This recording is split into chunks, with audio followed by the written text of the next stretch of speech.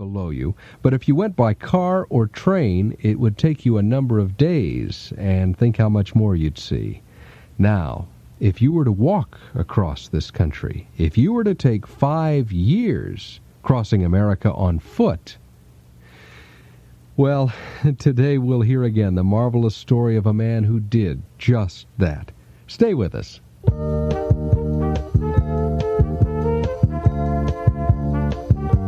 This is Focus on the Family, featuring psychologist Dr. James Dobson, author of such best-selling books on the family as Dare to Discipline, Hide or Seek. Dr. Dobson answers your questions, and love must be tough. We invite you to stay with us for the next half hour as we focus on the family.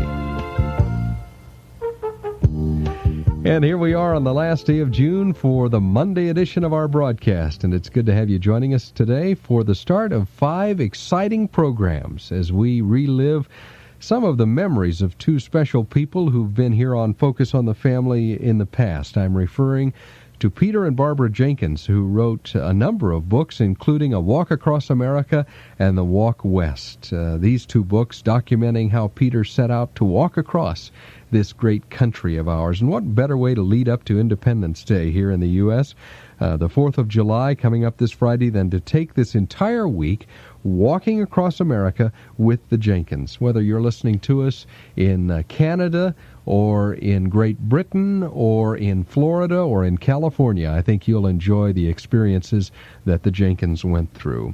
And to hear again their recollections of the warm people and the beautiful land, as we say, from sea to shining sea.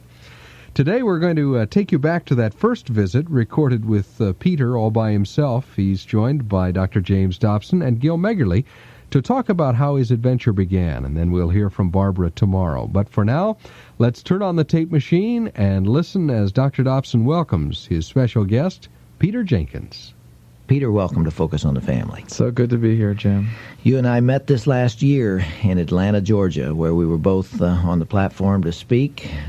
I speak very rarely, and now you do also. And I feel that the Lord brought us together, and I value your friendship, and I am delighted to have you here today. Well, we wouldn't have missed it. We were so excited when we heard that you were going to be speaking in Atlanta, because Barbara has been putting your books under my pillow, on the bedside, underlining them, bookmarks, in the bathroom. And so I've been hearing about you for a long time, and to get to meet you and to see this amazing organization that you have here in California has really been a treat for us. I think my books have been given at more husbands than to more husbands, I'm afraid. Well, you know how husbands are, kind of rebellious. For perhaps 2% of our audience who does not know who you are, I think we ought to start right at the beginning with your story, which is absolutely fascinating. And it starts with some of the rebellion, some of the conflict that was going on in the late 60s and early 70s on the college campus, and that's where you found yourself at that time. Right, Jim. I was raised, and I didn't realize how much our roots really matter in the way that we look at the world and the way that we look at our country. And I was raised in the Northeast in a suburb outside of New York City, and a few years ago I was a college student during the late 60s and early 70s. And, as many of us remember, it was a time of great turmoil and strife in this land. There was a Vietnam War, and we were, for the first time in American history, about to lose a president, Richard Nixon, and all these kinds of things were going on. And I didn't really know what to think. And being kind of an idealist, I decided on something that most people thought was completely crazy. Many of my friends thought that I was, coming off of some sort of a drug trip when they heard that I was going to walk across America. In fact, it grew out of a conversation you had with an old man. I think you ought to share that. Well, surprisingly enough, in college you would have thought that when we were rebelling and stuff and trying to burn things down, not that I ever was, but some of our professors would have said, look, America really isn't as bad as you think, but in a way they just encouraged it.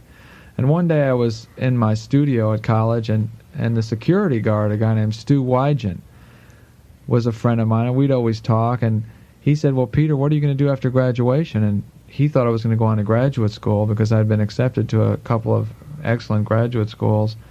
And I said, Stu, and I went into a tirade. I'm so sick of America, and I'm so sick of this country, and I'm so sick of the crazy politicians and all my friends on drugs in Vietnam.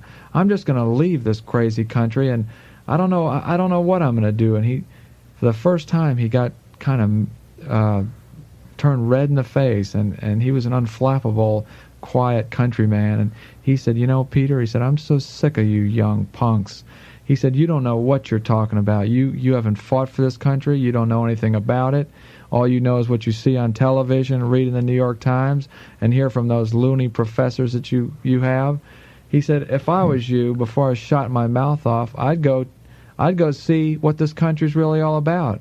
Why don't you give it a chance before you leave, or why don't you know what you're talking about? That suggestion was to change your life, wasn't it? It sure was. So you decided that you would go find out what's out there. Now, where were you leaving from? What part of the country? I went to college in Upper New York State at a school called Alfred University, and I had my Bachelor of Fine Arts degree. And what I decided to do was to take 6 months out of my life, but in between graduate school and undergraduate school, and take my dog Cooper, who was an Alaskan Malamute, who was also a rebel in his own right, and was tired of college. Was he on pot at the time? No, Cooper didn't need drugs. He was loose without them. Anyway, my dog Cooper was an amazing animal, and his stories about him are renowned throughout the land. But anyway, so finally one day I said,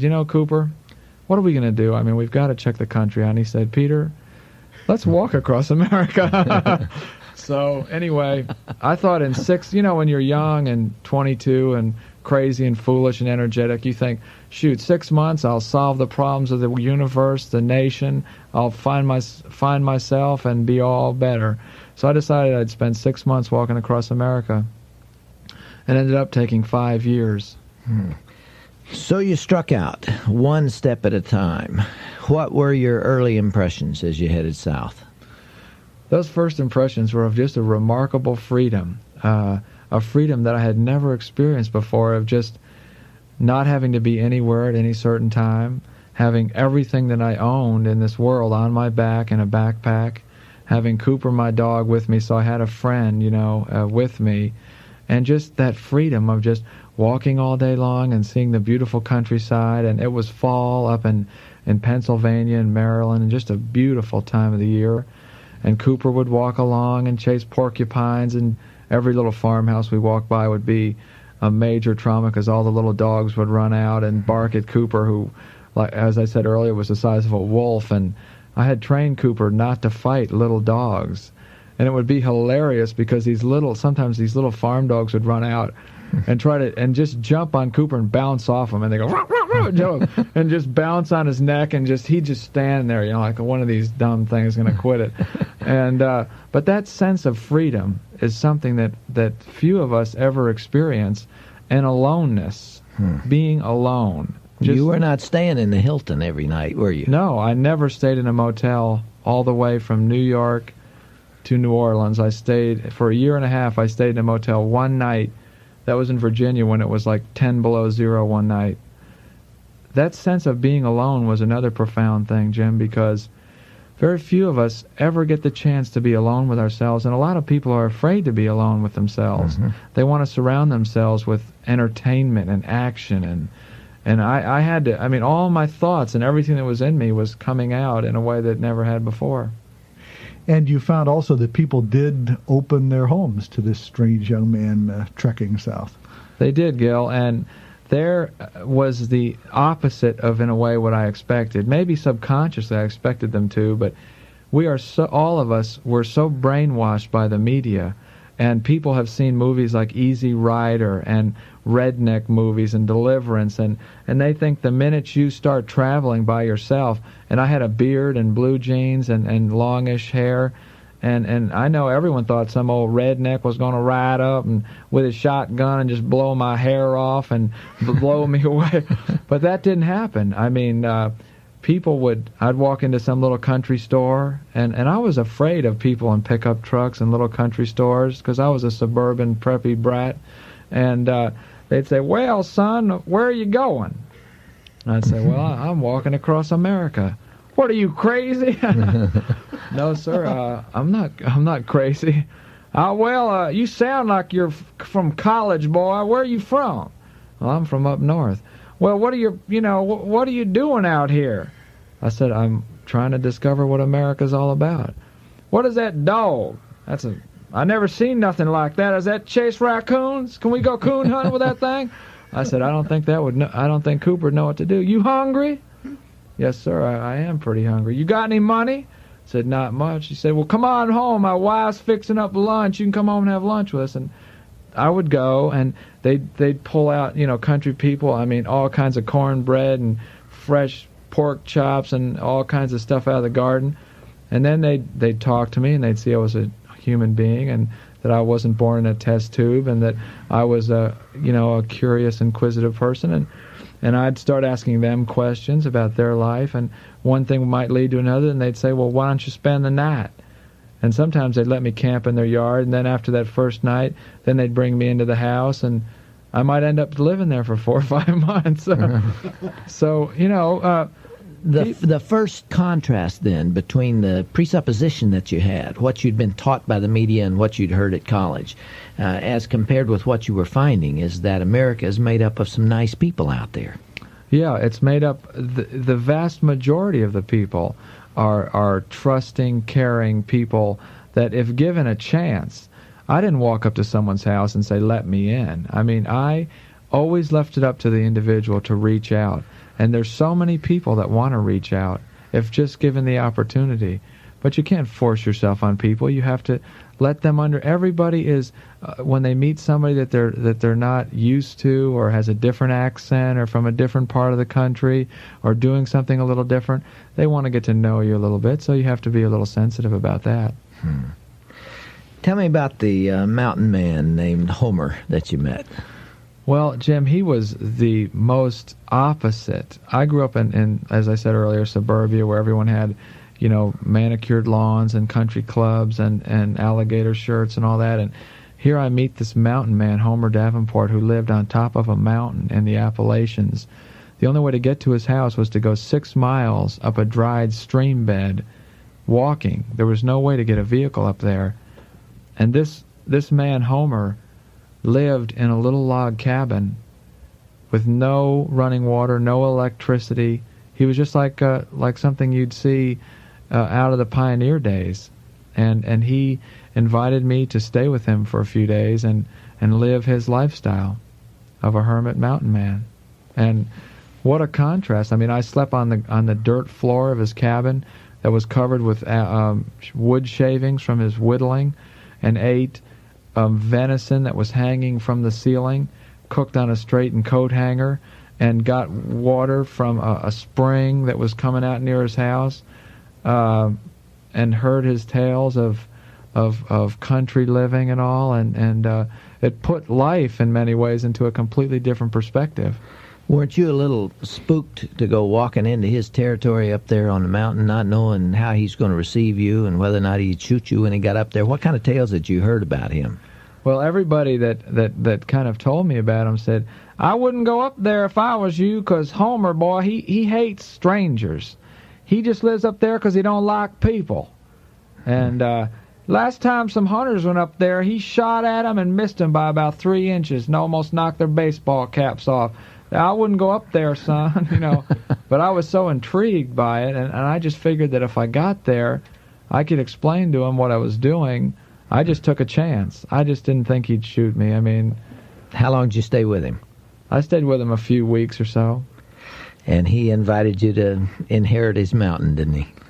Yeah, he loved that land, and he loved that mountain, and there was virgin trees that are still on it that had never been cut, and all kinds of deer and wildlife, and he knew that when he died that there would be no one there to still love his land, and he asked me he said, "Well, you found what you're looking for, this land and this mountain." He said, "Just stop your crazy walk and and just live here with me. He said, you can go downtown and get you a woman, just going, it's like going to a bar and smash one over the head, caveman style. Just come dragging it back by the hair. And I'll build you a cabin up here, and you can just take care of this mountain for me. But I knew that I had so much further to go that I just had to take off. Did Cooper want to go, or did he want to stay? Well, Cooper loved it up there, but Homer had a few dogs, and old Cooper had to be chained, and he was so strong because those other dogs tried to fight him, and he was so strong that he broke the first 3 chains they put on him. Then they tied a logging chain around his neck, which was about 100 pounds, and it just drug his neck down. So he's ready to hit the road again. Most dogs live a life of kind of confinement too. So he loved this life of being on the road as well. You and Cooper had something special going together. This was not just a dog walking along with a man, but he was your companion. He was the one special person with whom you ate and talked and communed and we had interacted. Thanksgiving together. It was my first.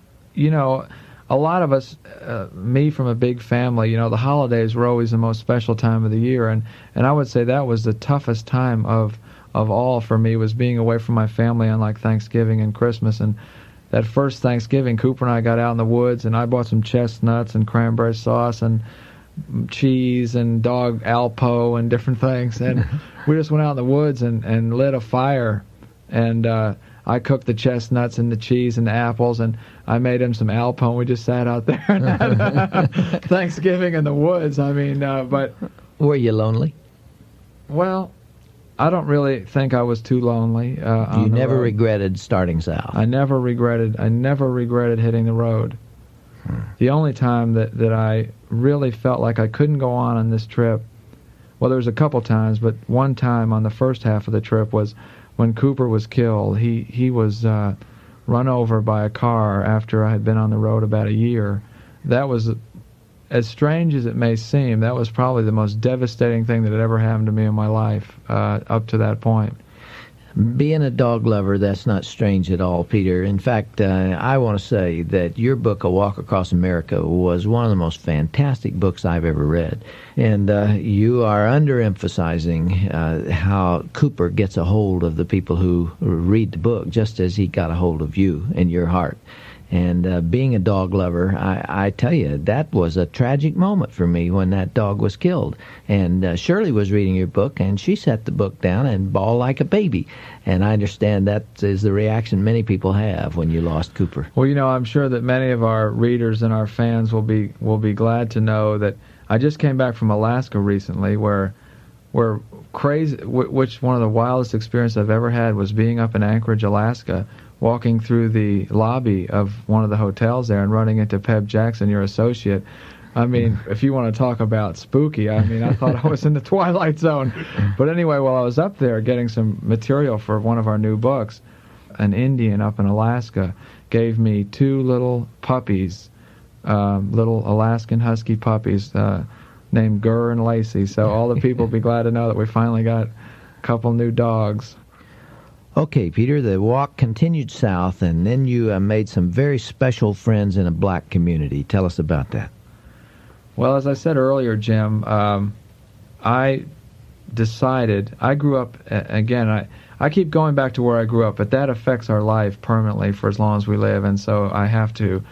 I grew up, like many young Americans, in a suburb, and I saw throughout my life young people being given whatever they needed, clothes, food, cars, and never having to work for it, or, they thought they were working. I used to think work was cutting the grass, I thought I was a human slave if I had to take the garbage out. So I decided that what I was going to do if I was really going to get to know America was to work, and I ran out of money in North Carolina. So I got What did you start out with? $600, which I had earned working up in the college town as an electrician. And that lasted how many months? 5 months. Inflation hadn't hit. That was back in 73. 600 now might last it would still last a long time. As I said, we didn't stay in motels, so it was just food. So I got a job at a sawmill for $1.80 an hour, which was minimum wage, which was the most brutal work I've ever done in my life, hauling timbers and working with these old country boys. And I needed a place to stay, and to make a long story short, one night, and I know you can relate to this because you love basketball, it was a Friday night in Murphy, North Carolina, and there was nothing to do. And in a little town of about 3,000, all they do on Friday nights drive the car up and down the street all night. And so these black dudes were playing basketball, and I wanted to go watch them, so I sat down and watched them. And they were shooting hoops and playing 3-on-3. So all of a sudden, one of them left, and 5 of those they had their shirts off, and those black muscles were popping out and glistening in sweat. And they walked over to me, and they said, "Hey, dude, what's going on, man?" And I said, "Oh, nothing. I'm just watching you guys play." "Where are you from?" I said, "I'm from up north." "You prejudiced?" I said, "No, of course I'm not prejudiced. Are you kidding? I love everybody." Especially at this moment. Especially at this very moment. And Cooper was sitting right next to me, and I felt a little safer because he was fairly scary. They said, "You ever play ball?" And I said, "Not too much. I stick to white people's sport, wrestling, swimming, stuff like that." And they said, "You scared of us?" And they were walking in closer and closer, and sweat was starting to drip on my leg a little bit. And so I grabbed Cooper by the neck and kind of squeezed his neck, and he growled, and they jumped back, and then they said, "Come on, man, you play with us." So anyway, I did, and we played for about an hour, and I was pathetic, totally pathetic. I was getting stuffed by 5'4" guys and stuff like that, and they were dunking the ball with both hands, and just high school kids. So after we finished the game, I thought to myself, man, I have just had a black experience. I mean, up north, the people think, that if you just talk to somebody of a minority group, you've just had some kind of incredible experience. And so I thought, boy, I'm really brave. And I got ready to leave, and they said, "Where are you going, dude?" And I said, "I'm going to go camping." They said, "Let's all go camping." And I said, "What do you mean, let's all?" They said, we'll go with you." I said, "Well, you want to camp right here on this lit-up basketball court?" They said, "No, man, the pigs will hassle us all night. Let's go up to our part of town." So I said, "Where do y'all live?" They said, "Up in Texana. It's our neighborhood." So we went up to their neighborhood and pitched the tent. They all slept out in the old segregated schoolyard, went home and got blankets, and they tore wood off the building and lit a fire. And the next morning, 2 brothers invited me home for breakfast. And I thought, man, this is really something. And I went home with them, and one thing led to another, and I ended up staying with that family for 5 months. And I fell in love with them. Yeah, I became there was 3 sons, Zach, Eric, and Bruce, and their mother was Mary Elizabeth, and I was the 4th son. They called me Al, which stood for albino. I stood out in the neighborhood.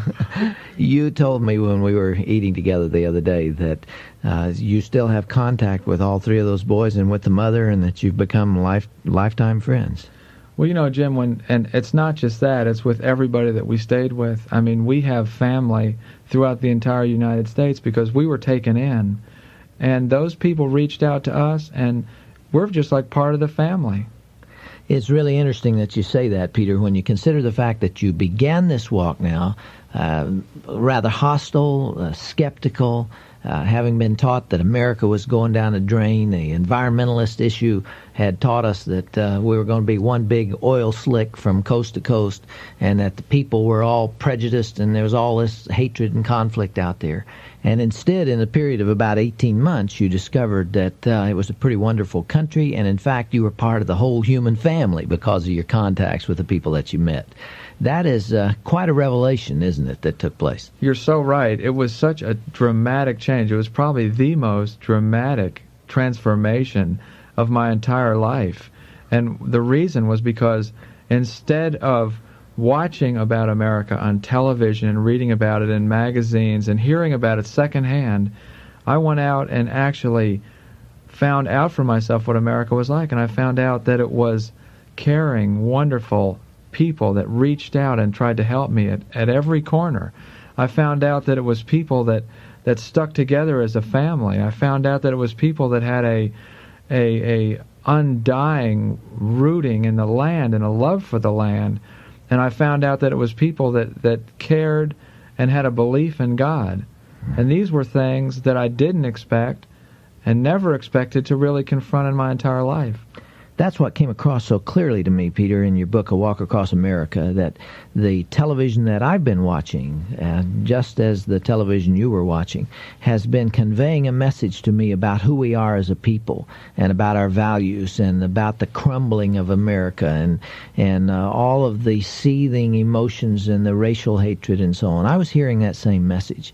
And I've had an opportunity to rub shoulders with people in this country, too, as you have, traveling back and forth across the country, and it's made up of wonderful people, and there is still a great love for God and the values that He's taught us. And your book has a fantastic message of hope and encouragement for those who might begin to feel like America is dying and that everything that we hold valuable is crumbling.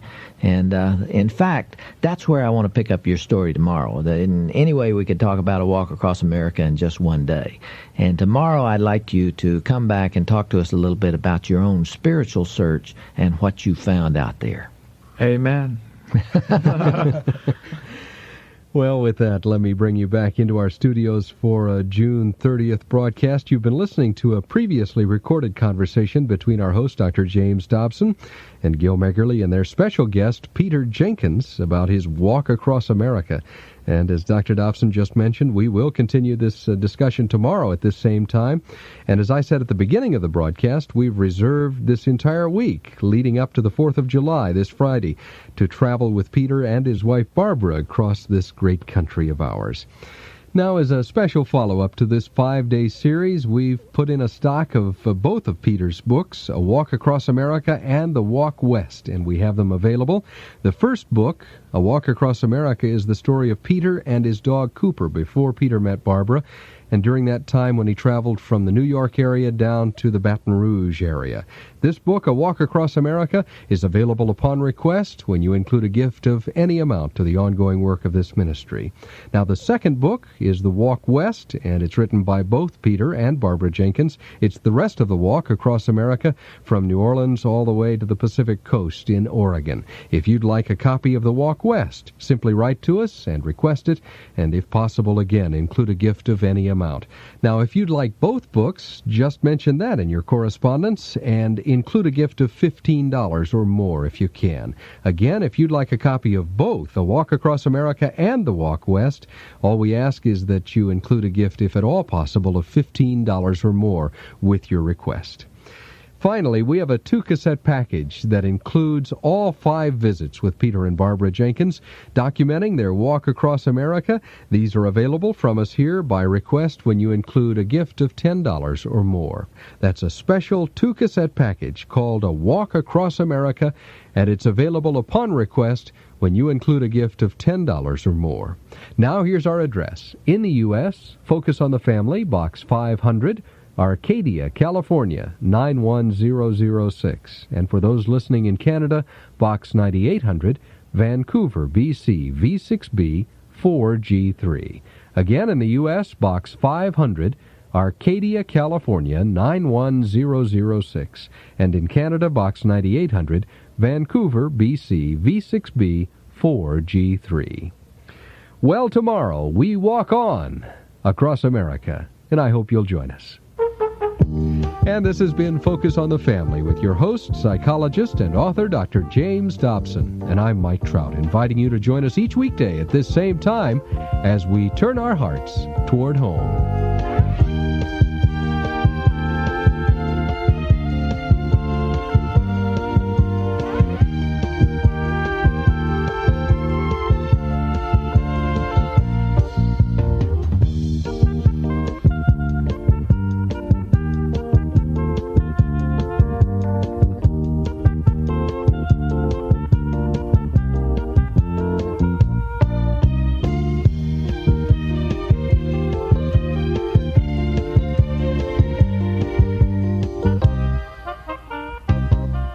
Were characterized by a widespread case of self-doubt in the United States.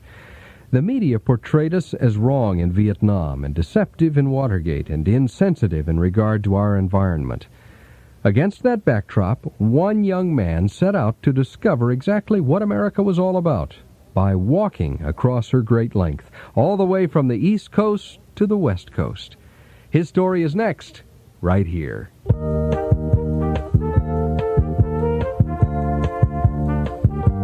This is Focus on the Family, featuring family counselor Dr. James Dobson, author of such best-selling books as Preparing for Adolescence, What Wives Wish Their Husbands Knew About Women, The Strong-Willed Child, and Love Must Be Tough. We invite you to stay with us for the next half hour as together we focus on the family. And it's a great pleasure to have you with us on this, the first day of July, and the second of 5 broadcasts this week, leading up to and including Friday, the 4th of July, Independence Day in the U.S., as we walk across America with Peter Jenkins and his wife Barbara. And for our Canadian listeners, today is Independence Day in Canada, otherwise known as Dominion Day or Canada Day, and a hearty congratulations to all our Canadian listeners.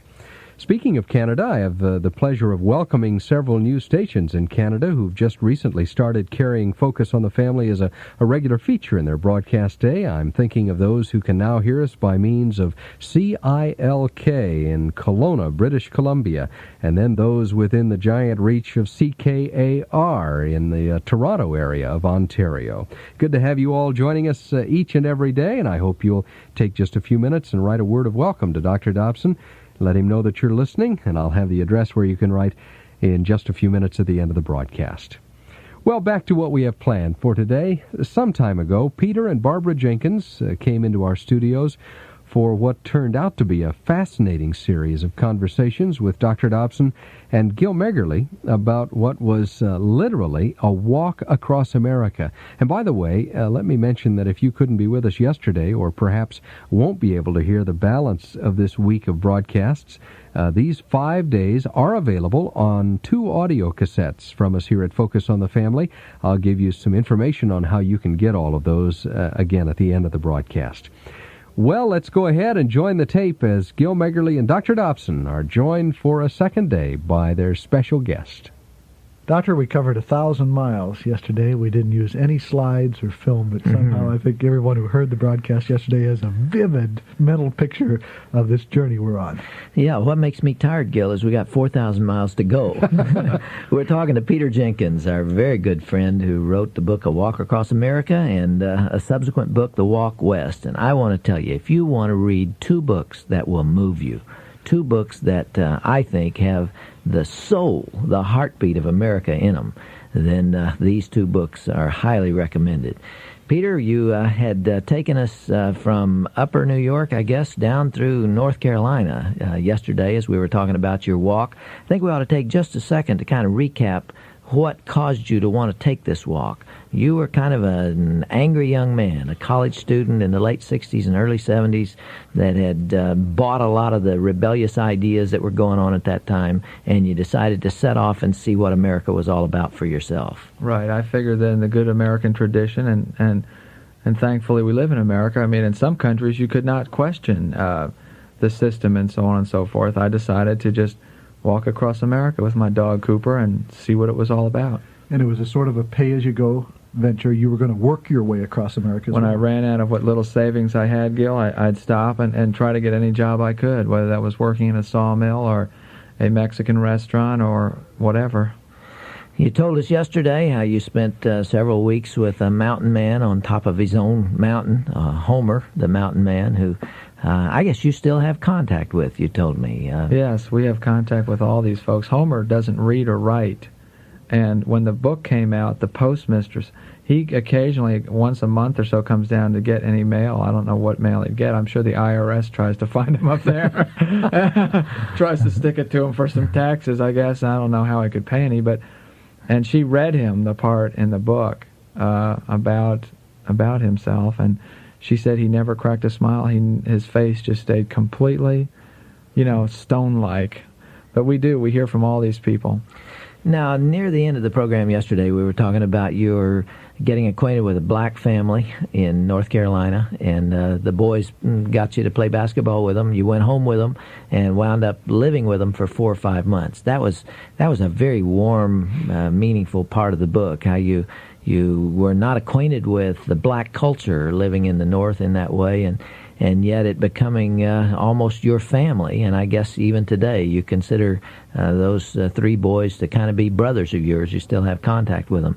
But while you were there, they introduced you to the church, to Jesus Christ in a new way. Talk a little bit about going to church the first time. Well, let's set the scene. We were living in a trailer, and coming from Connecticut, I'd never even seen a trailer before. And Bruce, the middle son, had given me his room.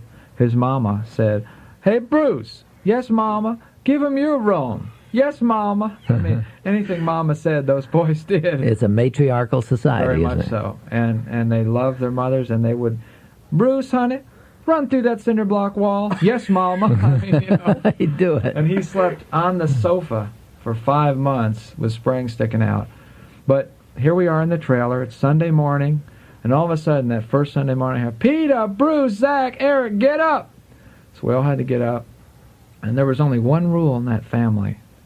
And that was that I had to go to church with them every Sunday. Little Mount Zion Baptist Church. You were not a Christian. Not a Christian. And you were not used to going to church on Sunday morning. No. Only when I had been, a young person and a teenager back in Connecticut. Well, what'd you have to wear, Peter? I mean, you obviously only had the stuff that you carried in your pack. Yeah, I had blue jeans, a sweatshirt, so I start looking around kind of groggy. What am I going to wear? And I was used to wearing blue blazers and gray slacks and penny loafers, and there weren't too many of those in Texana. So I say, "Zach, you got anything for me to wear?" He says, "Sure, Pete, come here." So I go up into his little room, and he had this 2 suits. One was like fluorescent white. The other was day-glow green. Take your choice. Yeah, take your choice. So Zach was going to wear the white one, so I got to wear the green one. And if you could have seen me, the Mr. Ultimate Honky Preppy Boy with a red hair and blue eyes and a red beard, walk into church, Little Mount Zion Baptist Church, which was just up the hill, in a bright day-glow green suit, with a black silk shirt with little red and green black power fists all over it, and 4-inch white platform heels. And those guys were so graceful. I mean, they could walk with those platform heels just like, "Hey, baby, come on, let's go to church." And I'd be back there, "Wait for me, boys." I mean, it was just like totally uncoordinated and everything like that. And we went to church. All right, so you get into church, and you don't know what to expect. You've never attended a black church before in your life? Never. I had absolutely no idea what I was going to be getting into. And thank God that church was built solidly. Because they said, the deacon was Brother Shike. And he's standing up there, and I mean, he's got just real black skin and just big, massive man with heavy hands. And he goes, "Brother Peter, come on in." And he takes me up. "You're an honored guest. Sit on the front row." He sits me on the front row of this tiny little church, and they started in. Started in what? Describe that service. "Well, brothers and sisters, we're here today to praise the Lord. Amen. Hallelujah. All right. Go for it." And it was just like the second they started, everybody started, "Okay, we're going to sing. When we get to heaven, we're going to sing and shout because there's no one there that's going to kick us out." And they started singing gospel music, and the whole place just started rocking and clapping, and they'd sing for an hour and a half. It just captured me, and the spirit and emotion in there was so intense. You felt something real in it. It was not...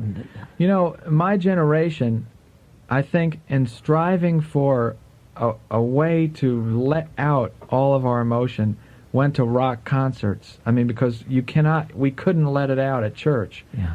And so we went to Woodstock and Sly and the Family Stone and all these rock concerts. Well, here you could let out your emotion. You could express how you felt. You could jump up and down. You could jump over pews. You could hug your neighbor. You could say amen. You could sing and release your emotions. And I don't mean in the first few minutes, but I mean after I'd go Sunday after Sunday, I got to the point where I knew there was something there that I had never felt before. Something more than just an emotional release. Right. How can I say, I know what it is now, but I didn't know what it was then. It drew me back week after week. I wanted to find out more. And they preached the Bible, and I'd never heard that done before. From this perspective today, it's obvious that the Holy Spirit was using this other culture to get a message through to you, wasn't he? That's right. He was wooing you to himself. Yes, and now I realize that, and I realize that void inside of me, which was, not being a Christian, was, responding to the truth of the gospel and to the pure truth of their singing and the preaching and stuff.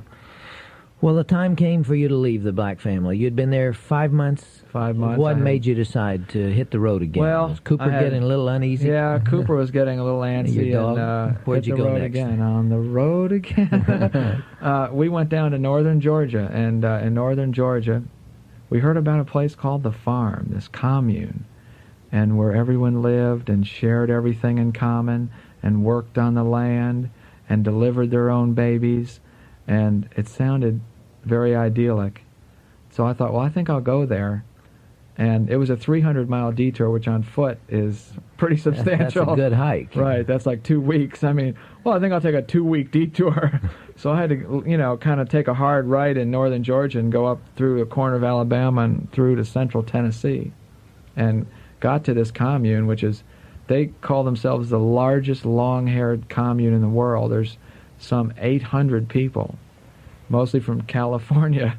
They started this sort of commune in the Haight-Ashbury days of San Francisco and the hippie movement, and decided to move onto the land, and they total vegetarians, and so I had a chance to experience that brand of their own special type of religion, you might say. What was life like there? It was like living on a communist farm. It was like a form of communism. When you went to the place, you sold out, is what they said. You gave all your possessions to them, and you became a member of this farm. And their leader was Stephen Gaskin. He claimed that they were all looking for God, and that's why they wanted to move to the land, so they had more time to look for God. And so you would maybe be assigned to the sweet potato crew. You'd go harvest sweet potatoes. You might be assigned to the road crew, the building crew, or whatever. Did you have time to look for God there? They kept you so busy and so tired. With sweet potatoes. Harvesting sweet potatoes, and like I said, it's like living on a farm in Russia, that you were so totally drained that there was no time to look for God, and you were not allowed to leave. You couldn't just say, oh, I think I'll go get a hamburger. Of course, they were vegetarians. I think I'll go get a soy burger.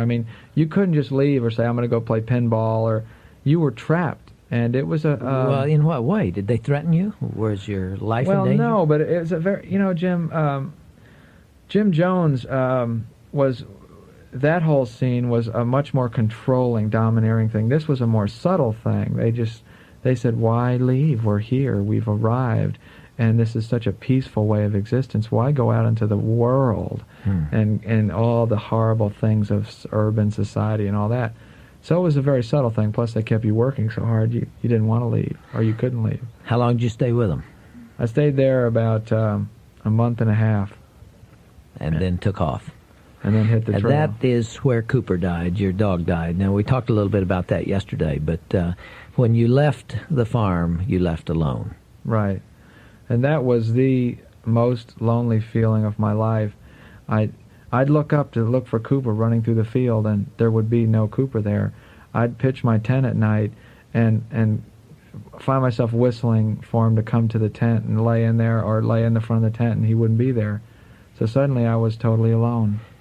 You described the death of Cooper in the article in the National Geographic, which was the first time I had heard of you. And there was a picture of you there holding Cooper in your arms and then burying him. And as a grown man, 23 years of age, you wept, didn't you? It was the first time that I had ever cried since I probably was a little kid. Isn't it weird that people harden their hearts to such an extent that nothing can make them cry? Yeah.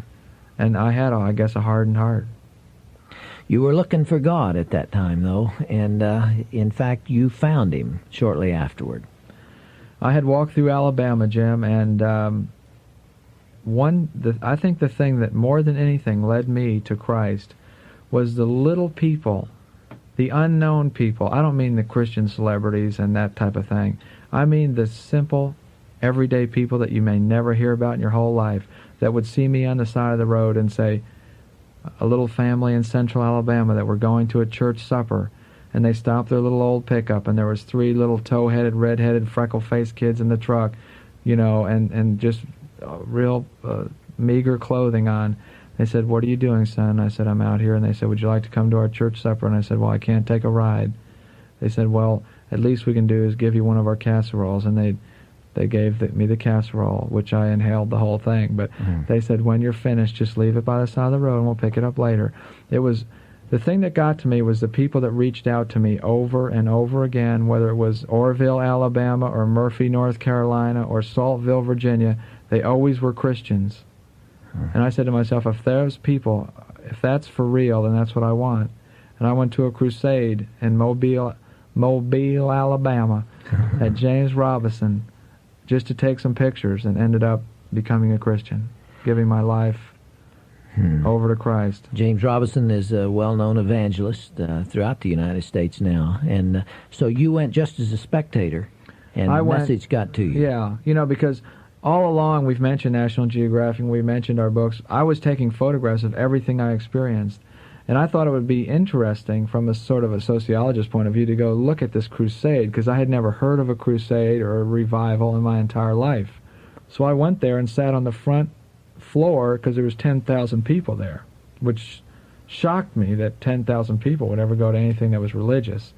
And when he started preaching, it was like, you know, you hear the truth shall set you free. Well, the truth just zapped me. I mean, he was preaching with such power and such authority that it was like a sword was just slicing through the air and just chopping me to bits.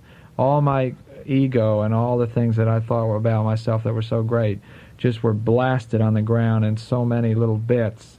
And I realized that I was a sinner, and I realized that I had been running from God, and in a way I didn't even know much about God, but I realized that the reason I was taking this walk wasn't just to discover myself, it wasn't just to discover my country, but it was also to discover God. It was like a modern-day Pilgrim's Progress. And I realized at that moment that was my time to stand before God and say, "Here I am, Lord, and take me for whatever I'm worth, and I'm here for life." And I said, "Well, it's time," and I stood up. Well, that's called repentance, Peter. I repented. You can see in retrospect, too, as we mentioned earlier, how the Holy Spirit was leading you and speaking to you through people who did not preach at you and did not point their finger in your face and tell you were going to hell and warn you and damn you, but people who gave you food and just loved you in the name of Christ. Boy, that is the ultimate kind of witnessing. It really was, Jim, and that is what led me to Christ. I believe I would have been turned off to Christ if they had taken the other approach. Huh. So you left that meeting a different person, and where'd you go from there? I went to New Orleans, you know, and I had always, being in the South, which is so conservative, I had always looked forward to going to New Orleans because I knew it was a party town, Bourbon Street. But now that I was a Christian, I couldn't go to Bourbon Street. So I had met a guy in Alabama who was attending the New Orleans Baptist Theological Seminary. And I went there, and there I met this beautiful Southern girl, you know, with this clear skin and this long black hair. And, man, I just felt like a magnet, you know. And you know, surprisingly enough, when I left on my walk, I had purposed that I would stay away, from women, and that I was sick of it all. A lot of parents might be listening, or grandparents, and there's so many young people in America that have lived such permissive lives that they're sick of it. It's no thrill anymore because it's lost all the thrill. There's joy in sin for a season. But when I saw Barbara, it was just like, I've got to know that girl. Of course, there was 800 men, 20 women, and she kind of had her pick of all that bunch. Peter, we've got a little surprise for people right now because for 2 days you've been telling about your walk across America. We started in New York, and we're now down into the South, New Orleans, and sitting here in the studio for these 2 days with us. has been the object of that romantic excitement that you were feeling at that time. And Barbara, welcome to the studios of Focus on the Family. Well, thank you, Jim. I've enjoyed listening to Peter. I've heard the story so many times, but each time that I hear it, I still see the same sparkle in Peter's eyes and that love of adventure and that vision coming through. And he's a man with a great perspective and vision, and I love that. Now, here you were at that time with your choice of the men you wanted to go with. You're a beautiful woman, and you obviously, being in a situation where the ratio was 780 to 20, you had your choice. And what attracted you to this bum that comes walking through town? He's got holes in his shoes. His clothes are got to be dirty. He's been sleeping on the ground out there. You don't know whether he cometh or whether he goeth. Well, I'll tell you, the very first time I laid eyes on Peter, we were having a student faculty party in the girls' dorm, and Peter just appeared. He stood out in the crowd of all these well-groomed, hair-sprayed preachers and all the, well-groomed girls and everything. And Peter, as Peter refers to it, a magnetism. And I was attracted to Peter. I don't know if it was just physical or what, but there was this wonderful spark that was there, and we sort of eyed each other that evening and found our way to make conversation and talk and began to date one another. And began to date one another and had a very dashing romance in New Orleans and walking the French Quarter, those narrow streets with the flickering gas lanterns and. And so Peter gave up his walk west, and he got a little apartment and got a job in a gas station, and you guys got married and lived happily ever after. Oh no! I'm telling you, it was that's the norm. That's the normal thing for couples to do. But Peter and I fell in love. We had dated from, I think, about May or June, and then it was getting to be around November. We had just been having a wonderful time all those months walking on campus. Peter was writing his article for National Geographic, and here he was, a baby Christian, just a few months old, and I was working on a master's degree in religious education. I'd been a Christian almost all my life, so there was a real difference. 8 miles apart. Many miles apart.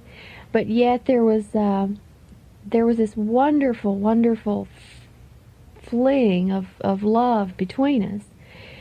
But it was coming to the crossroads. It was coming to a point where either our relationship was, we were getting to a point where either we were going to get serious enough to get married, or we'd have to break it off. But the thing with Peter was that if we married, I had to walk the rest of the way across America with him.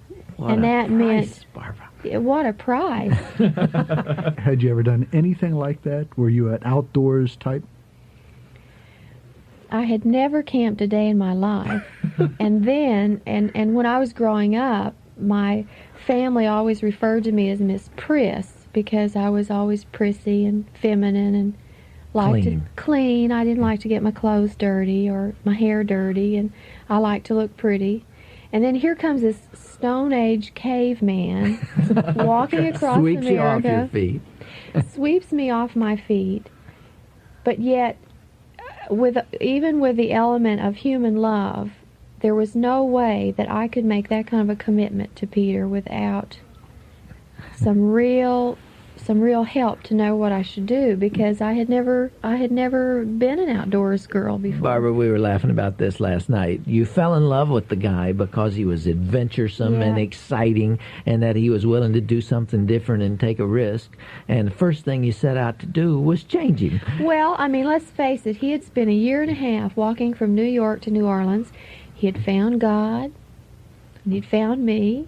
And what else did he need? Now time to settle down and forget this wanderlust. It was time to, here if I'd married a preacher, we would have had our station wagon and maybe a nice little house and a little church and all this. And I mean, here was this foot-loose, fancy-free guy out strolling across America, and I'm supposed to just drop everything, finishing my master's degree, pack all my dresses and my clothes and my makeup, put on a backpack, and take off across America. I mean, talk about the ultimate dramatic change.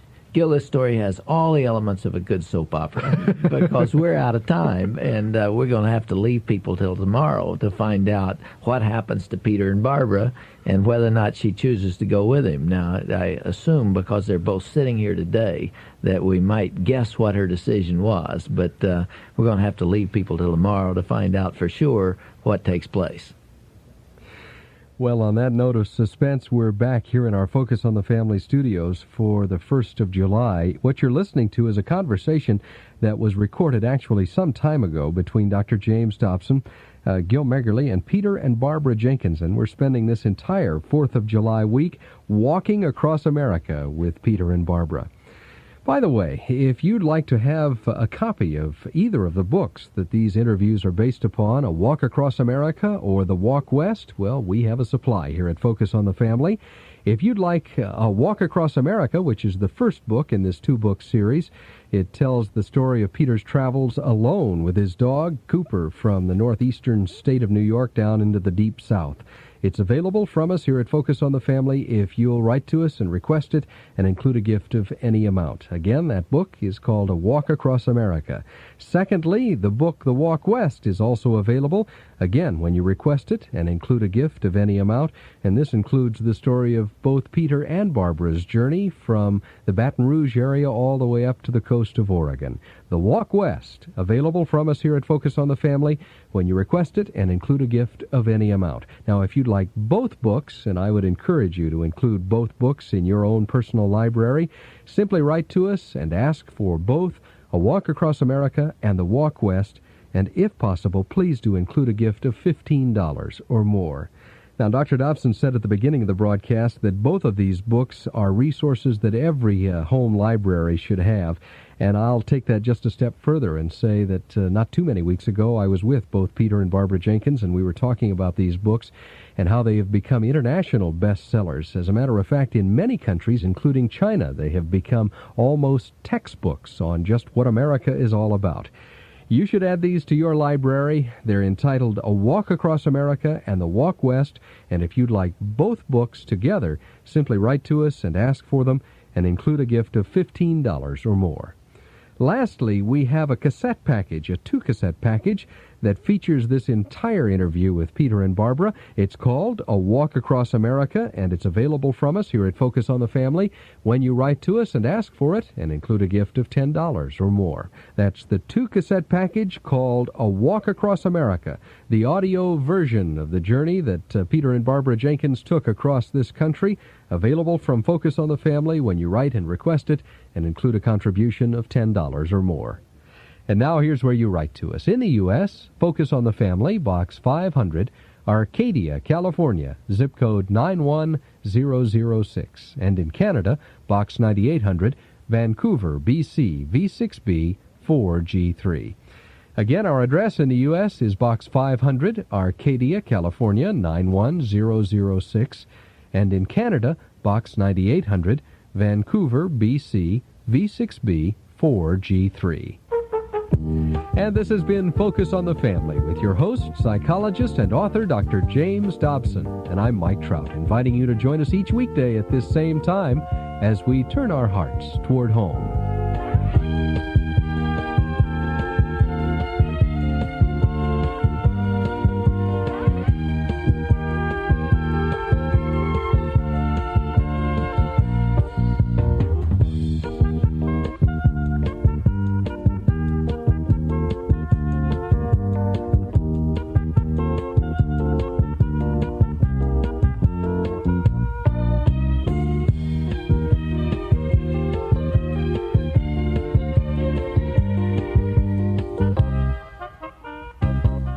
Peter. Will Peter continue the most dangerous and challenging journey of his life? Sound like the opening to a TV soap opera? Well, it's not. What you're hearing all this week is the real-life story of Peter and Barbara Jenkins as they walk across America. And the saga continues next. Stay tuned.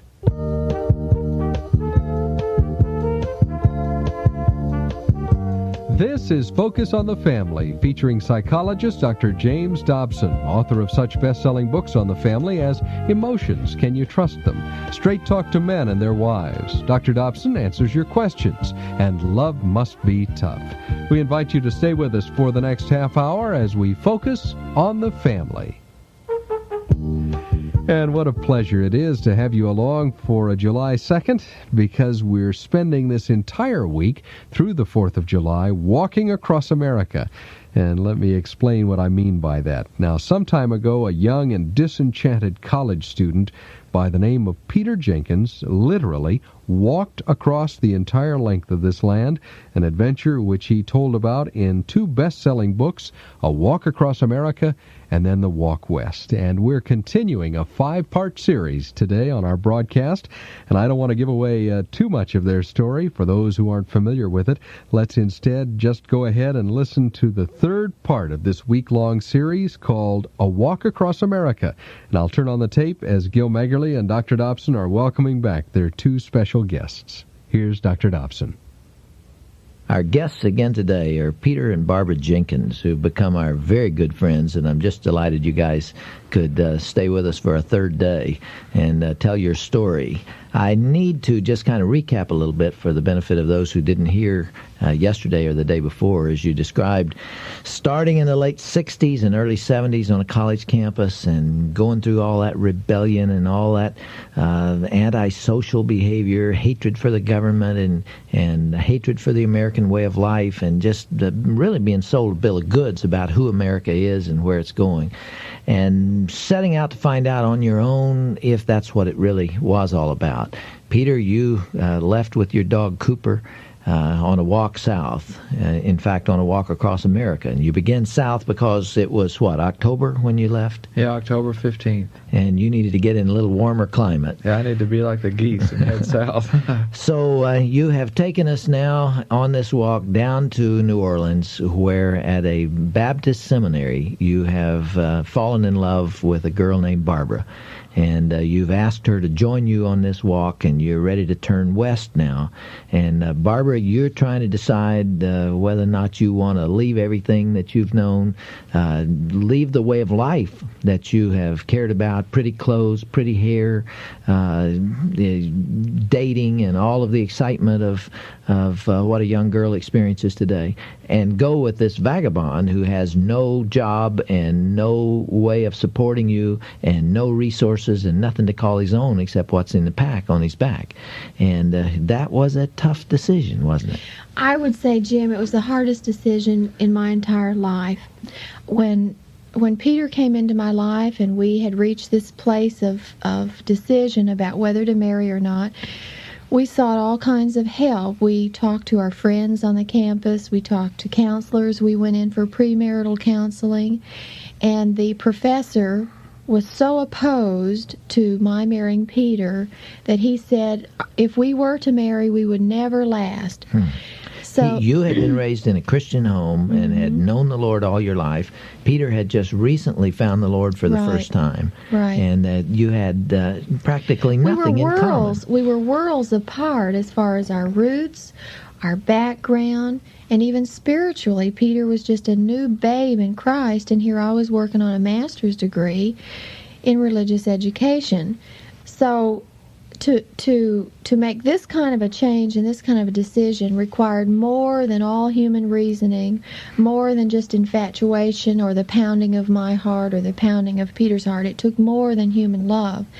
So after searching all the avenues for the answer, I decided to really get serious with God. And I'm a very, I guess you'd say, a realistic Christian. I'm not looking for a miracle around every corner, but yet I do believe that God hears and answers prayer. So I broke up with Peter and I said, I don't want to see you again, but I will go to church with you one last time to see if God will come through, will give me some kind of an answer. So we went to church together one last time that next morning, and I took Peter to this. It was an interdenominational church. I would not take him to First Baptist Church of New Orleans because he was so tacky. He had holes. You're thinking of marrying this guy, and Yeah. you're ashamed of him. Well, I wasn't ashamed of him. I was ashamed of his clothes. Yeah. And I was embarrassed for him because I knew people would look at him, and he had holes in his shoes, and he just had one shirt, and he had holes in his jeans. And this interdenominational church of about 1,000 people, a lot of young people came there dressed in jeans, and it was a little bit more casual atmosphere. So we get to church, and there's no place to sit except on the very front row. I mean, the church is packed, and the music is going, and they have a guest minister there that day who had flown down from Detroit, Michigan, and it happened to be an old woman in a wheelchair. And of course, I had never heard an old woman preach before. And they wheeled her out in front of the microphone, and she said, "The Lord God has sent me here to give a special message to someone in this congregation." And she had one of these very gentle, grandmotherly voices that just was so sweet and so soothing, but yet the power of the Lord was in her voice. And she told everybody to flip through the Bible to Genesis, the story of Isaac and Rebekah, when God called Rebekah to marry Isaac, to leave her homeland and all that was dear to her. And the title of the sermon was, "Will You Go With This Man?" You're kidding. Now, I've been a Christian a long time, and I've heard hundreds of sermons, and I knew in my soul, down to my toenails, that this word was coming to me on this day in history. Will you go with this man? The story of a love between a man and a woman. Will Rebekah go with Isaac? I mean, will she marry Isaac and leave her home and all that's dear to her and go to a foreign land? So I knew that God was piercing this arrow through my heart, and that it wasn't the counselors or my friends or my thinking. This was God pointing his finger at me and saying, "Barbara, will you go with this man?" I was just blown away. I'd never had anything happen to me like this before, and I was exhausted emotionally, and I just kind of slithered down in my seat. Of course, here Peter's sitting next to me, and he's starting to puff up, you know. I mean, just taking deep breaths. And his I told you shoulders. so. Oh, yeah, I told you so. And I leaned over and I whispered to him, I said, "Yes, I'll go with you." And of course, his beard got redder, and his face got redder, and a big smile came on his face, and that was God's call on my life to go with Peter. It took something like that for me to make that kind of a decision. Now, Barbara, if I didn't push you right here, you probably wouldn't tell the other half of the story because you're not sure what to make of it yet. But if you don't mind, I would like you to tell what happened at that moment. Okay, this is like one of Paul Harvey's The Rest of the Story. But after the sermon that day, "Will you go with this man?" Peter and I were sitting on the front row, and the service was starting to close, and the ministers were up on the platform, and they were starting to move into the closing part of the service. And the ministers pointed to Peter and me. The whole congregation was standing, and they pointed to Peter and me on the front row, and they said, "Will you please come forward? God has a word for you." We didn't know these ministers. They knew nothing about us. We knew nothing about them. But yet they were calling us forward in front of the whole church. These three ministers gathered around us in front of the church, and they put their hands on us, and they began to pray for us. And I had never experienced anything like this, and neither had Peter. And they began to say that God had his hand on us, that we were in the way, and that God was raising us up for some kind of special ministry that they didn't understand, or neither did we, and that God had called us together before we were formed in the womb. You'd only been a Christian 2 or 3 months? Yeah. What It scares me even now. Peter? How'd you deal with that? I just thought, well, you know, maybe God does have a plan for us in this walk. You know, God says that he uses the foolish things of the world sometimes to confound the wise, and maybe he was using our seemingly foolish walk to confound the wise, and maybe he was going to use it to touch a lot of people. And I just knew and I don't know how, that I was supposed to marry Barbara. And when they started saying these things, it just sounded like the truth. And it was confirmation for both of us. And when I think back on these events, it's awesome, and it's frightening, and it's humbling. It's all those things wrapped up into one, and you don't quite know how to handle it or what to make of it. But yet I needed that kind of confirmation from God to be able to have the strength to marry Peter and to walk 3,000 miles and to spend the next 3 years on the road with a backpack on my back. Okay, so you get married and you strike off. You're on your way to Oregon, 3,000 miles away, and of course there was not a conflict or any arguments. It was just one long honeymoon that lasted for 3 years. Well, you know, when God calls you to something, of course there's never any conflict. Oh, shoot. Just like Moses, when he called him to lead him out of the desert and so on and so forth, there wasn't any conflict. Right. Of course there was. There was. You know, just because God called us there didn't mean that we didn't have problems. How far did you get before your first fight? 5 feet. 5 feet. No, probably. No, we. Well, I don't know. We didn't get too far. I mean, it was. It was brutal walking across southern Louisiana in July with thousands of mosquitoes, sleeping in sugarcane fields, hot, sweaty, muggy, living in a tent. We left the day after the bicentennial.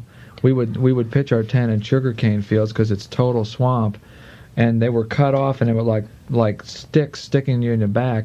And outside the tent, you heard this. Millions and millions of mosquitoes. You'd lean over on the tent and you'd feel all these. Right. They were so intense they'd smother and kill cattle. I mean, that's the way we started our marriage. I mean, any woman will appreciate this, but going to bed every night with the two of us having walked all day, sweating. I mean, the tent smelled worse than any gym locker room the humidity evening. is terrible, humidity too, is so heavy. Everything mildews, too. But after the first 300 miles of this, walking across southern Louisiana, I decided, God or no God, call or no call, this was it. I was going to forget this thing. And I would just drive along behind Peter. He could finish the walk and drive in what? I had a little Volkswagen in storage, and I would just go back to New Orleans and get the Volkswagen and just follow him along. And I was going to quit. I had made up my mind. There was nothing that could change my mind. Even God this time couldn't do it. So we were out in the swamps in Louisiana helping trap alligators. We were living with some Cajuns, and we were helping trap alligators, and I was the first woman that they allowed to go out in the mud boats to help harvest the alligators. So here we were 6 miles out in the swamp, and this man showed up just as a visitor to observe and to see what it was like, and he happened to be a preacher from Oklahoma. And when he laid eyes on us out here in the middle of the swamps, he said, I don't know, but I have an urge to pray for you two. Could I pray for you? And so he asked us to get on our knees, and this man began to pray for us, and he said, I don't know why God has sent me here, but the Lord wants you to know He's going to raise you up so that your name will be known from mainland to mainland and coast to coast, and that whatever you're doing, to keep on doing it. My goodness. So we were in this little shack out in the marsh. The only way you could get to it was six miles out through the marsh and wind boats and stuff. And all these old Cajun men, all gnarled up, were out there skinning alligators, and they didn't really think about God, these type of people, much. And all of a sudden, this man starts praying real loud, and I mean, it was another one of those experiences. I mean, like Barbara said, we don't want to sound like this is some sort of Twilight Zone experience, but these type of things just happened to us. And honestly, I thought at that time Barbara was under so much pressure and so much strain after a month on the road. I thought that she could be close to having a nervous breakdown. I mean, that's how intense it was. What condition were your feet in at that time? Oh, well, they were covered in blisters, bleeding.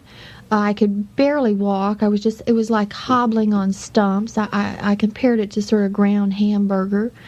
And I just hurt all the time. And Peter and I were bickering and fighting. And, I mean, if God called us, how could God be in this? And you never walked fast enough, and he was half a mile ahead of you. Oh, yes. And he would turn around and look at me like General Patton looking at the troops across Africa. And he'd holler at me to hurry up. And, of course, I would lower my head, and the tears would be flying. And I'd scream at him and call him Hitler. And one day we were having this tremendous fight.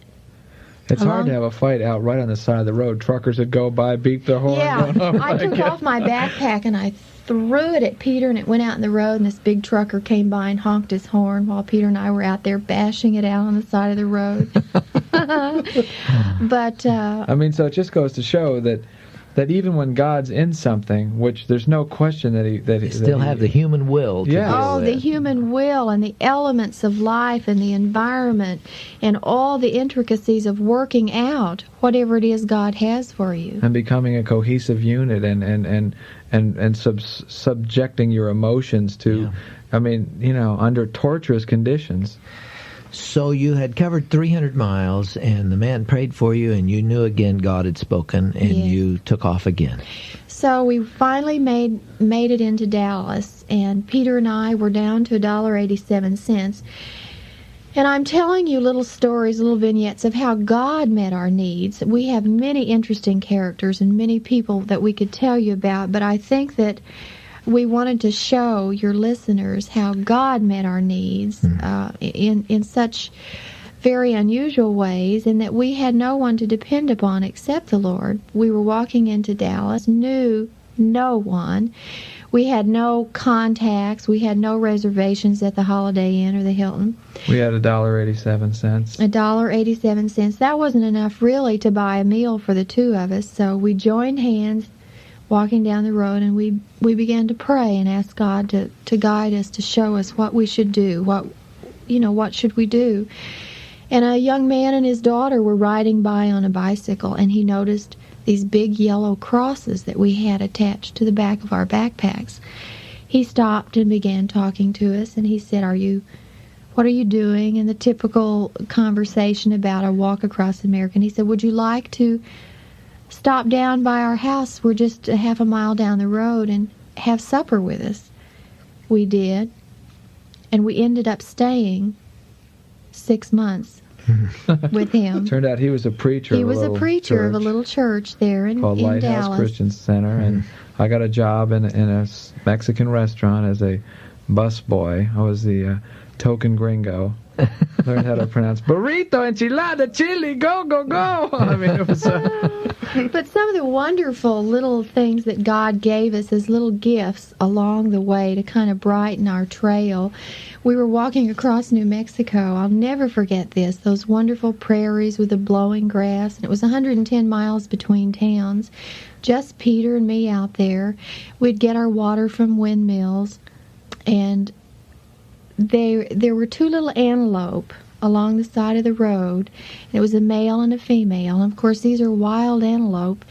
And they walked along beside us for, I would say, a mile.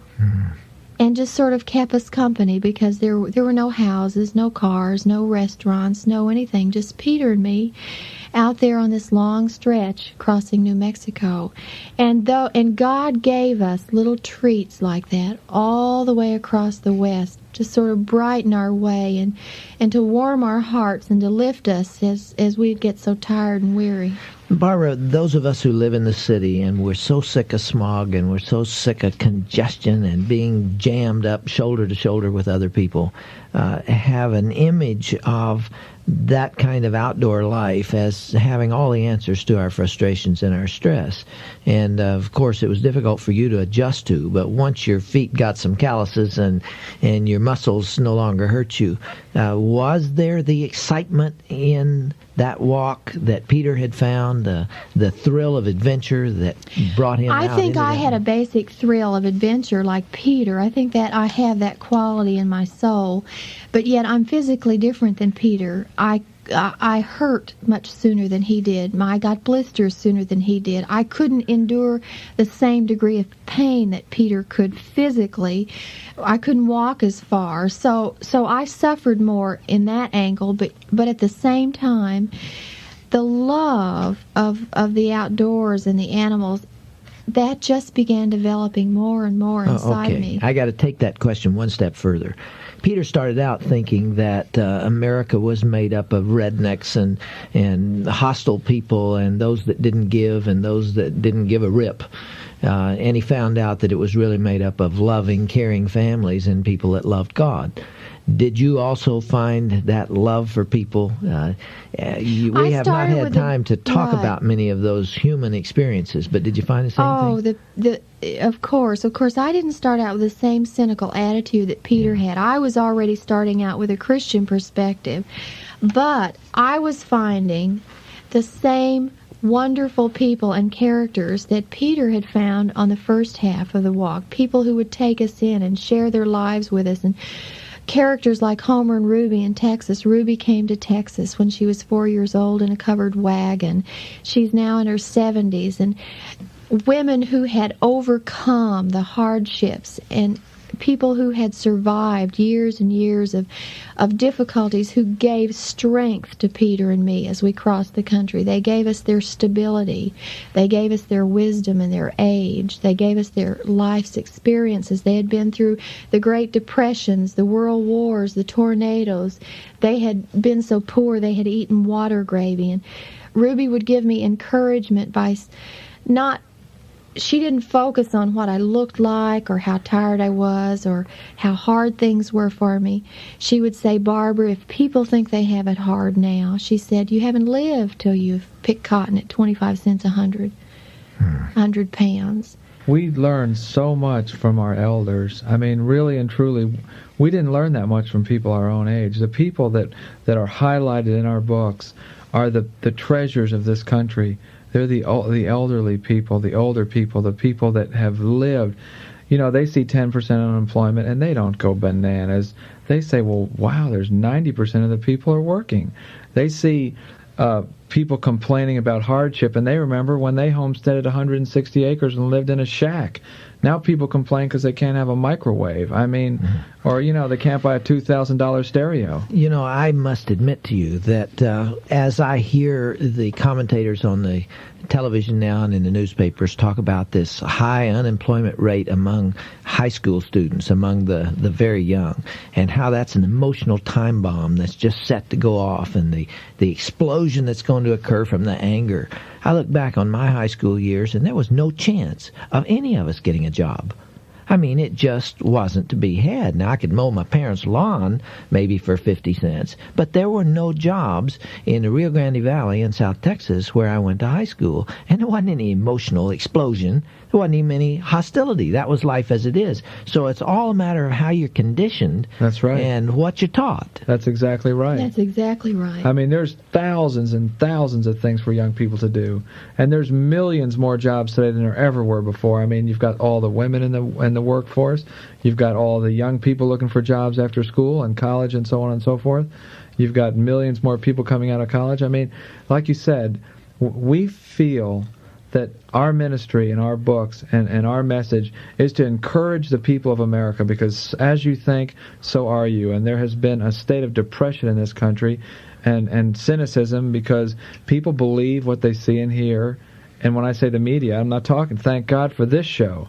I'm talking about a lot of the other stuff that people concentrate on. I don't want to minimize the pain of that breadwinner, male or female, who's out there and can't find a job today, because you watch little children that don't have what they need and go to school and are laughed at because their shoes don't fit or their shirt has a hole in it or what have you. Boy, that hurts.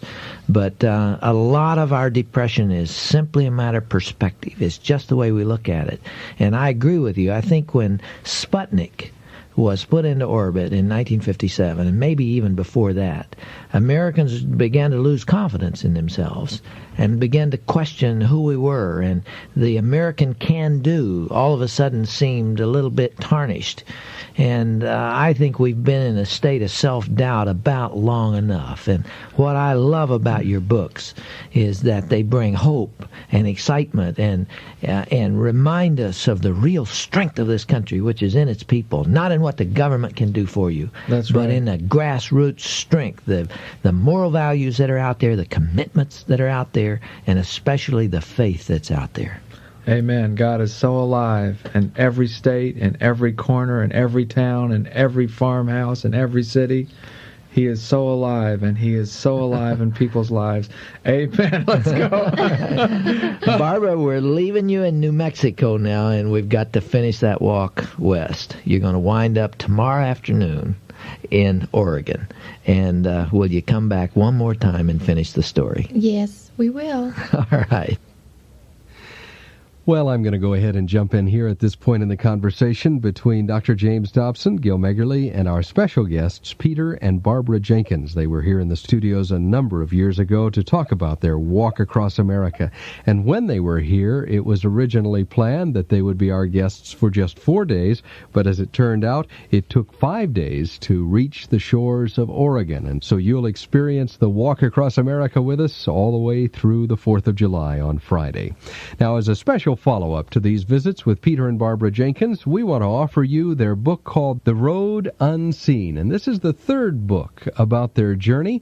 And this tells the spiritual side of the walk across America, particularly reflections on how their faith in God had been tested during their walk west together and then after they had settled down to raise a family. The title again of the book is The Road Unseen. This is the special hardcover edition, and it's available from us here at Focus on the Family when you request it, and include a gift of $10 or more. Again, the title of the book is The Road Unseen, and let me emphasize that this is the hardcover edition, and it's available upon request when you include a gift of $10 or more.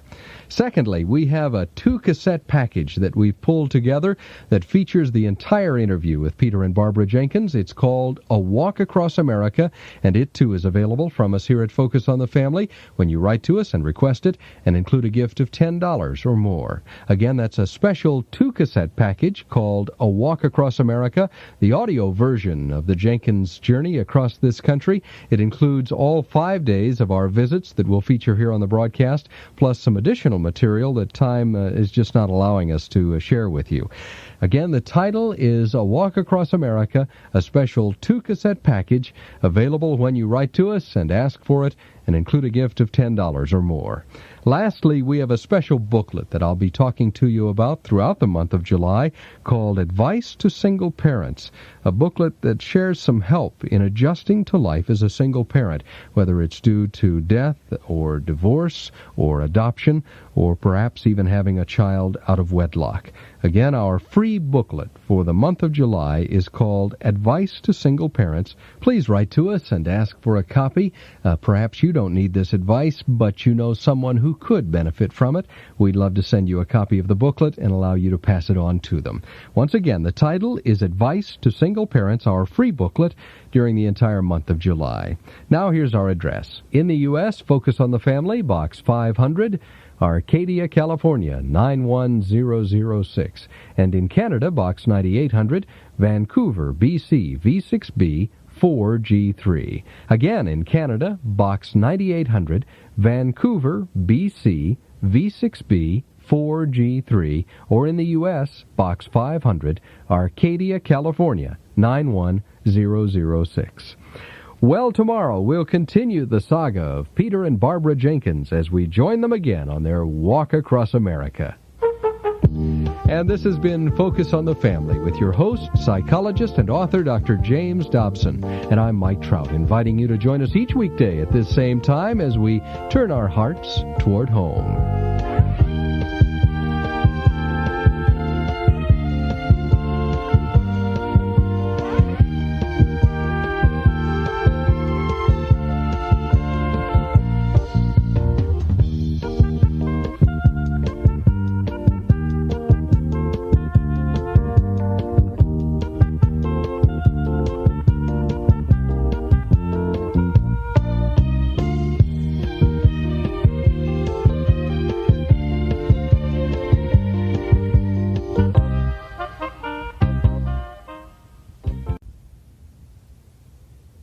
you've been hearing the continuing saga of Peter and Barbara Jenkins as they've recounted some of the once-in-a-lifetime experiences they had while traveling across America by the oldest means of transportation available, on foot. Today, still another episode of their dramatic story unfolds right before your ears. That's coming up next, right here.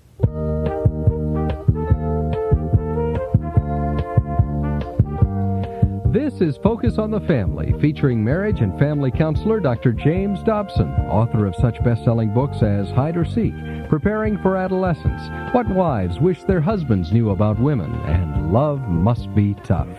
We invite you to stay with us for the next half hour as we focus on the family.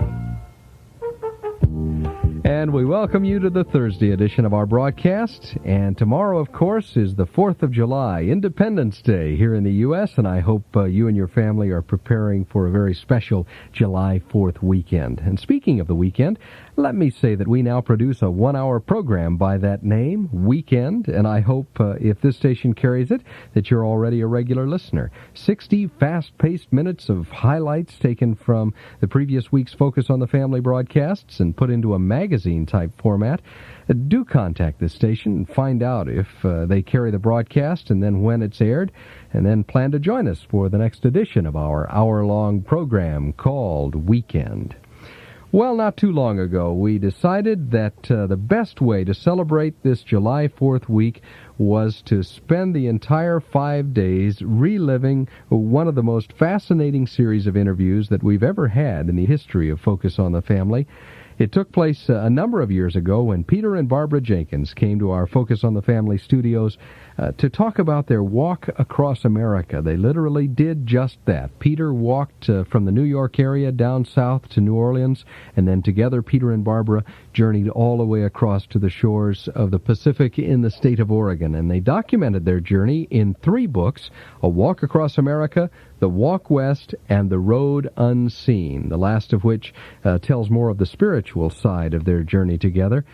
And all week long, we've been listening to this recorded conversation as Peter and Barbara have been sharing some of the incredible stories found in these books. And we want to continue with the 4th visit today, and then, of course, the final one tomorrow. So without further delay, let's start the tape and listen in as our host, psychologist, and author, Dr. James Dobson, along with Gil Meggerly, welcome back their returning guests.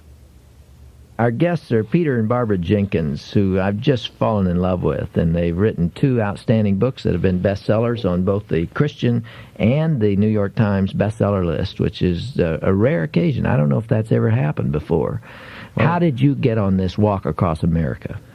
Well, the way I got on it was I was like many young people back many years ago, and still today. I was rebellious, had a negative attitude about myself, my family, my country, and so on and so forth, and decided, instead of retreating to a life of escapism and hedonism and drugs and partying and all that, that I would go out and walk across America. I didn't want to live my life with such negative attitudes, and I had to find some answers. So because it was October and you had to get into a warmer climate, you began walking south and found yourself a couple of years later in New Orleans and ran into a young lady named Barbara and fell in love with her, persuaded her to walk with you. You all got married.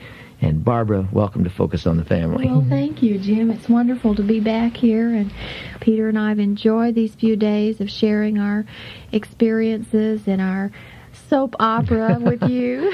You told us yesterday about your struggles in marrying this guy. You know, here he is, he owns nothing, he has nothing, and you have the traditional dream of owning a house and building and growing together. Instead, you packed up and went with this man under the direct leadership of the Lord. You walked for 300 miles, your feet were bloody and blisters all over, and you almost gave up and went home, but the Lord again confirmed that this is His will for you. Are you both enjoying the walk by this time? Oh, by now we're flowing smoothly. We're walking at relatively the same pace. We're both in terrific shape.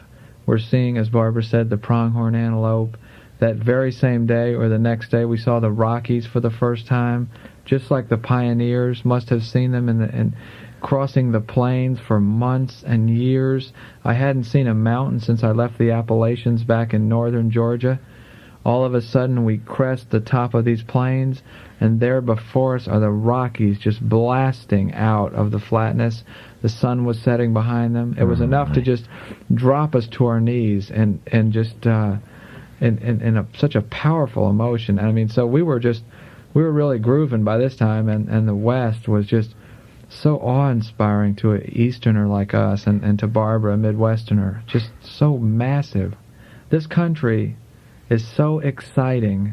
So few of us know anything about it. I mean, people that live in Southern California know about Southern California and maybe the desert and maybe a little bit about Northern California, and maybe they've flown to New York.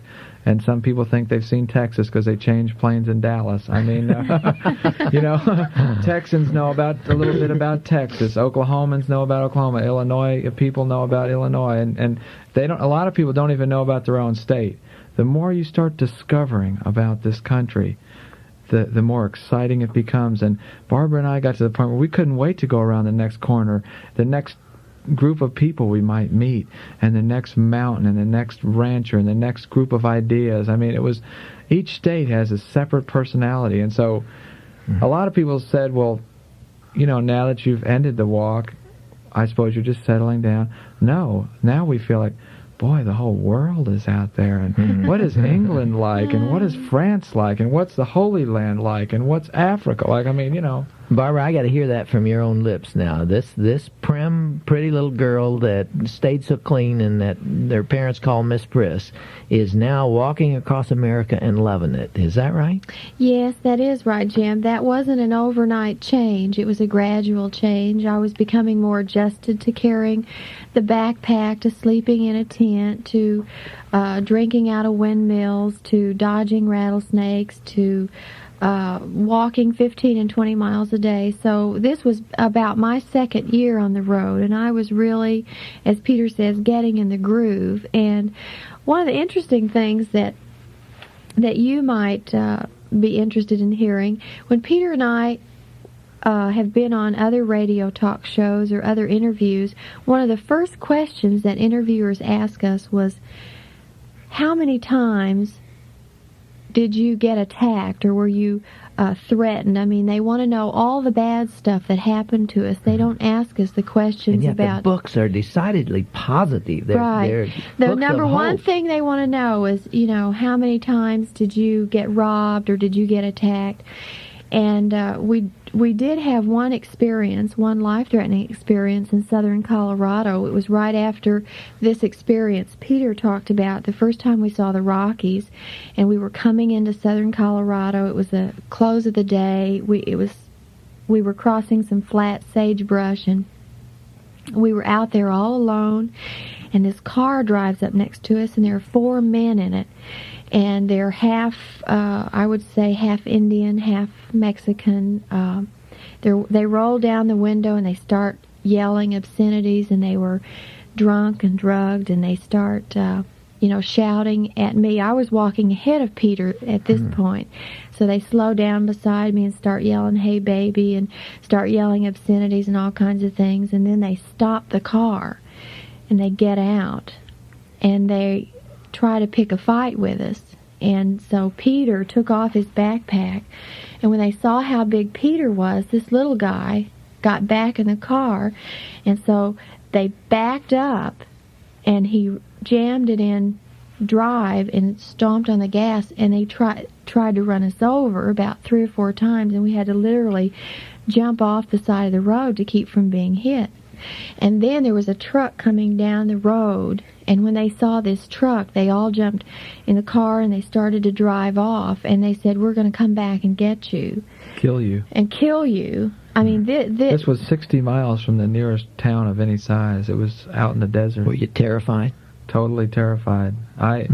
After they drove off, I was so terrified. See, I was trying to think, how can I kill all these guys with my bare hands to protect Barbara? Because I didn't care about myself. All I could think about was Barbara.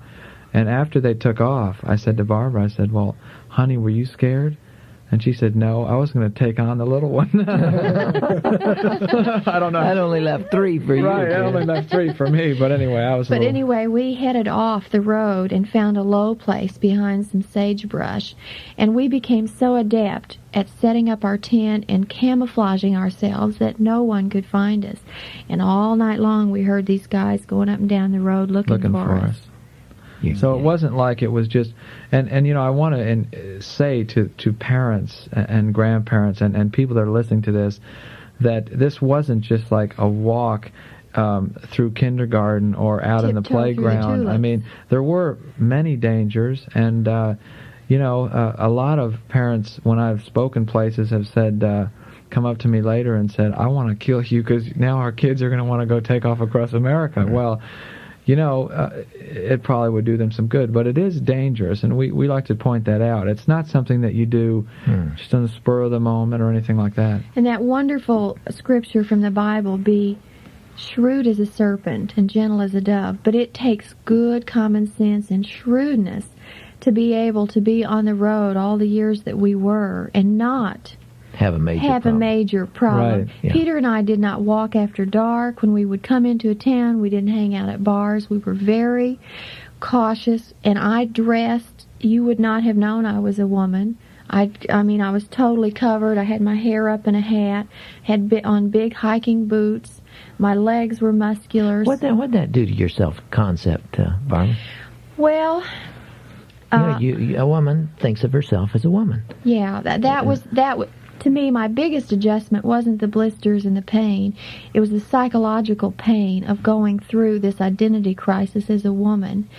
But God taught me some valuable truths through this experience. I'll never forget being in a little motel room in Texas.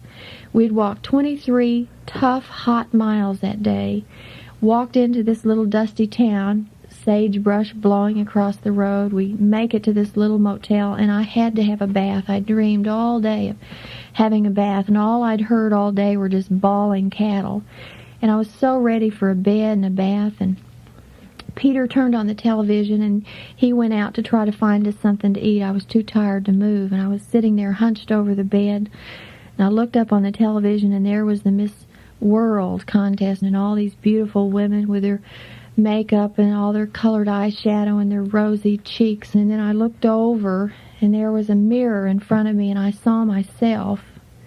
I saw this thing and these beautiful women in front of me on this television screen. I consider it one of the greatest moments of truth in my life, because I was seeing right into my soul and into my spirit and what was really important. And God did something for me. And He showed me that there was a time to be pretty and a time to be ugly. There was a time for all things. And in some ways, put it into proper perspective. And I was really set free at that moment from the physical bondages that women go through. And now, here I am these years later. I consider myself a physically attractive person, but yet it does not bother me how I look to you or how I look to myself. Because you got freedom from that. I have such freedom from that. Well, you've progressed now through New Mexico. Where are we on the walk?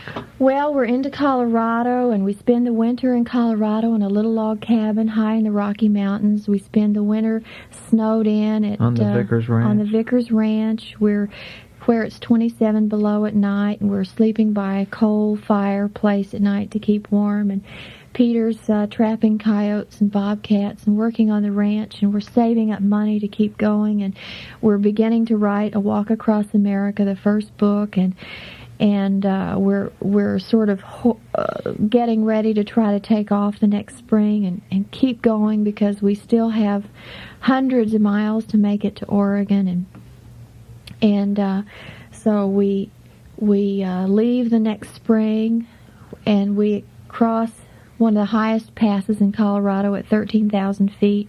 And here I almost lose my life. I slip off the side of a cliff, and I dash down on a snowbank about 80 feet. And the only thing that saves my life, my backpack, gets caught. You know, we we came so close so many times, and Scripture came so alive to us because we had nobody to count on but God. We couldn't call our families. We couldn't call any friends because all of our friends were too far away. We couldn't call on anybody but God at all of these times. As we came down off the Rockies and started coming back down into the desert plains of Colorado and moving on into Utah and Mormon country and across the hot plains and the hot deserts and almost dehydrating and having sunstroke, and we're coming into Salt Lake City, and we're just cresting a hill. Peter's walking about, 3/4 of a mile ahead of me, and Peter's sister has come out to join us for 2 days to walk with us just for the experience of it. She and I are walking side by side up this little hill, and Peter's way ahead of us. It's 11 o'clock in the morning. We're coming into Salt Lake City. All of a sudden we hear screeching tires behind us.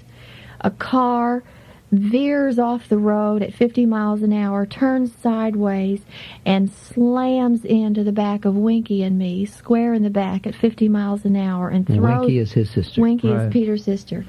And throws us about 100 feet through the air. Winky goes up in the air and comes down and crashes on the windshield and rolls off. And I'm hit square in the back at the back door of this car and thrown forward. And we land on the lawn of a Mormon mortuary.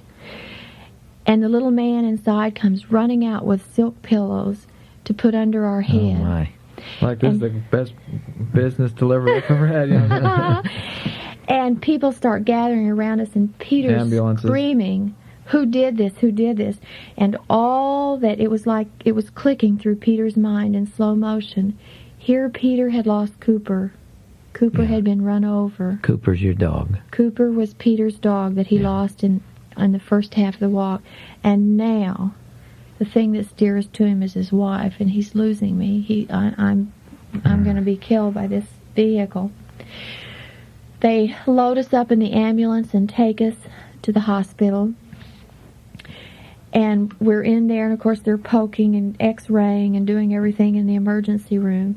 And the nurse comes in and she shakes her head and she says, "We've had people who've been hit before, but," she said, "we've never had anyone to be hit like this at this speed and to walk away from it. We had no broken bones." She said she was a Mormon, and a nurse that works in the emergency room sees everything. And she said, "I've never said this before," but she said, "This is a miracle." This is a miracle. And, one thing I'd like to point out, Jim, and this is something that Christians need to know, when you start doing something for the Lord, you better get ready for a lot of stuff. If you just sit around and be wishy-washy and just don't do anything, he'll leave you alone. Right. You start doing something like focus on the family or walking across America or Billy Graham or something really for God, you better watch out because you are going to get it from every angle. That's right. And we did. I mean, we don't mean to focus on a lot of this stuff that happened to us, but I think it's important to point out that how God delivered us, and His hand was on us, and He protected us, and He guided us, and He came we cannot through. be bound by fear. So many people are so afraid of doing just anything because of what might happen to them. A subtle change has occurred since the first day. This is the fourth day we've talked about your walk. And you began the first day looking for America. You began it as kind of a search, as an experience. Right. Now I hear you talking about it as a ministry. Almost the way you just put that, you were by this time doing this for the Lord. Where does that linkage come in? Well, when we left New Orleans, I felt like everyone was saying to me, "Peter, you've discovered America, you found a beautiful wife." And when I say everyone, I mean my parents, everyone I respected most in this world, people I'd met on the walk. They said, "If it's true love, wait, and you'll marry Barbara when you finish the trip. Don't do it," so on and so forth. But I felt it was a mission. I mean, I just, like you said, when you had the call, I just felt like I had the call. I had to do it. And that God was going to make use of these experiences. Right. And you were already writing, so you were already putting it in. I sensed maybe that would be it. I knew that, say, National Geographic had 40 million readers, and I thought maybe that we could have an influence for God, and do the things that we could talk about maybe like no one else could. So it did become a ministry, and it was a mission. I mean, we often felt like the Israelites out in the desert and things like that. And of course, what you're saying now, Jim, is what had evolved over a 4-year period. God had opened himself and his plan for us. He had opened it up more and more and more. I mean, we're 4 years down the road by this time, from the time Peter left New York in 1973, and now here we're talking about 1978 when this accident happened in Utah. Just think about you when you first started out. You probably just thought, well, gee, maybe someday if I'm lucky, I'm just being hypothetical, I'll be a teacher, and then maybe I'll be a professor. And all the while, God was training you and leading you down a road that I'm sure He knew exactly where He was going. And, I would like to say that Barbara and I have been on every major television show, Good Morning America, The Today Show. We've been on every major radio show. We've been on every major newspaper. We've been on every major Christian thing of talk show and TV show. And we are constantly, as many Christians are, being deluged upon to give to thousands of causes. And we believe so strongly and focus on the family and what you are doing, not because we think you're cute or even though you may be. I don't know. Barbara tells me you are. I don't know. You'll have to talk to Shirley about that. Right. Or not because you shout loudly, but because of what you've done for millions of people and what you've done for us and what you've done for my own family. I have seen, we have had some big problems. Just because I got my head together, I have 5 brothers and sisters too. They all didn't go on a walk, and one of my sisters has had some major traumas. And if it wasn't for your film series and your books, I don't know how my parents would have kept their sanity. And I know that's happened for thousands and thousands of people. And I just wanted to take this time to tell you that we are in total support of this ministry. And anytime you want to auction off a pair of our old shoes, we just feel so. Now, I'd like to add to that what Peter's saying, that before Peter and I were married, in the first year of our marriage, there were 2 things that I used. One was the Bible, and the second one was what wives wish their husbands knew about women, because I needed somebody to help me to train this. I mean, to there was help. a thin veneer of civilization right. over this guy. Here was this wild man from. He was just such a untamed thing, and your book was so meaningful to us in helping Peter to understand where I was coming from as a woman, especially faced with the physical aspect of having to walk across America. So your ministry and your books have had a real special place in our lives, our personal lives. I appreciate that. I tell you that we have nothing to offer that the Lord didn't give us. We have nothing to say that we didn't steal from Him. It's only in retrospect that we see, hey, we really did the right thing. We see, Jim, and we believe that because we have tested God and His Word to such an extent that, the Bible tells us to develop skills and discernment about rightly dividing the word of truth and good and evil and the things of God and the things that aren't of God. And Peter and I are not easily fooled or easily persuaded, and we have a very keen sense of what's real and what isn't. And that's another reason we support and believe in what you're doing, because it's real. I tell you, I deeply appreciate you're not only saying that, but being here. I know that the media is hammering for your time and attention now. Anyone that writes books that are this popular and that have had that kind of attention is constantly in demand. And I know that you're doing very, very little in the way of radio programs, television programs, and furthermore, you don't like to travel. You've got a little girl, and we're going to talk about the possibility of another little girl or maybe a little boy before Peter very says long. if it's not a boy, he's shipping us off. And you don't like to leave home, and yet you flew from Tennessee to California specifically for our program, and I tell you, that means an awful lot to me. And the only problem is that we cannot leave you at the edge of Oregon. We have got to take you on to the coast, so you got to come back one more day and finish the story. Will you do that? We'd love to, Jim. We'll just move to California at this rate. We could put a couch maybe right here in the studio, and maybe you guys could you're used to sleeping on the ground. That's You right. wouldn't This mind would be that. comfortable. Some sleeping mats. Maybe you got a tent out back.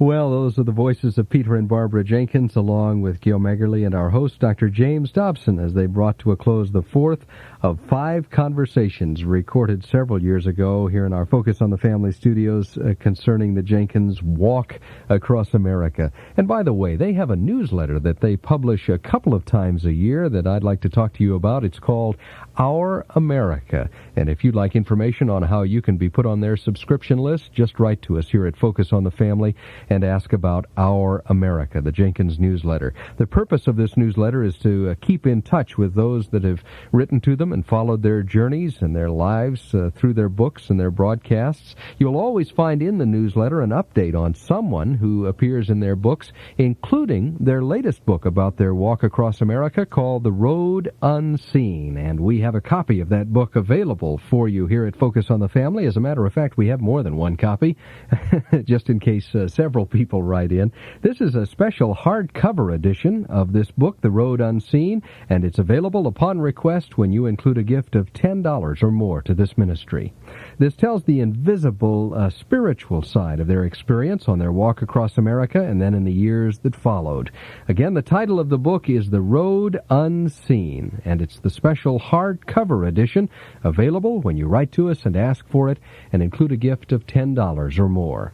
Secondly, we've prepared this entire 5-day, week-long series called A Walk Across America on 2 cassettes and are making it available to anyone who writes to us and asks for it and includes a gift of $10 or more. Again, that's a special 2-cassette package, and it's available when you write to us and ask for it and include a gift of $10 or more. Lastly, let me share some exciting statistics with you on the new Turn Your Heart Toward Home film series featuring Dr. Dobson and his wife Shirley.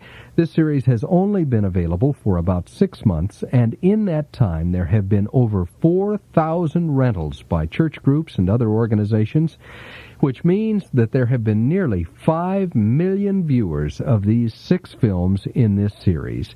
Again, that's the Turn Your Heart Toward Home film series. We're excited about the reception that has already been given to these 6 films, and we'd love to send you some details on this series. We have a fact sheet that we've prepared called the Turn Your Heart Toward Home fact sheet. It's absolutely free. Please do write to us and ask for it. It includes information on each of the 6 films and then some specifics on how you can book the series through us here at Focus on the Family. Again, that's the free fact sheet on the Turn Your Heart Toward Home film series. And now here's where you write to us. In the U.S., Focus on the Family, Box 500, Arcadia, California, 91006. And in Canada, Box 9800, Vancouver, British Columbia, V6B 4G3. In the U.S. again, Box 500, Arcadia, California, 91006, and in Canada, Box 9800, Vancouver, British Columbia, V6B 4G3. Well, tomorrow we finish our walk across America as we reach the Pacific Ocean in Oregon, and I hope you'll be with us.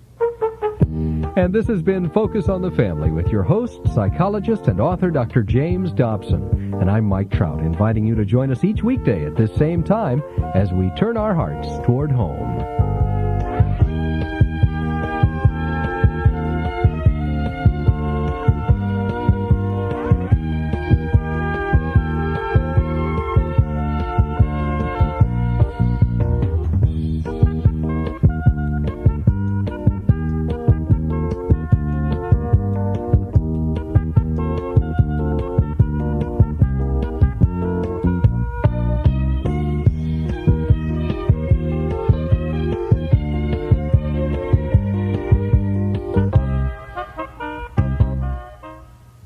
along with Peter and Barbara Jenkins as they've described their journey on foot across America. And today, the fifth and final chapter of this incredible adventure.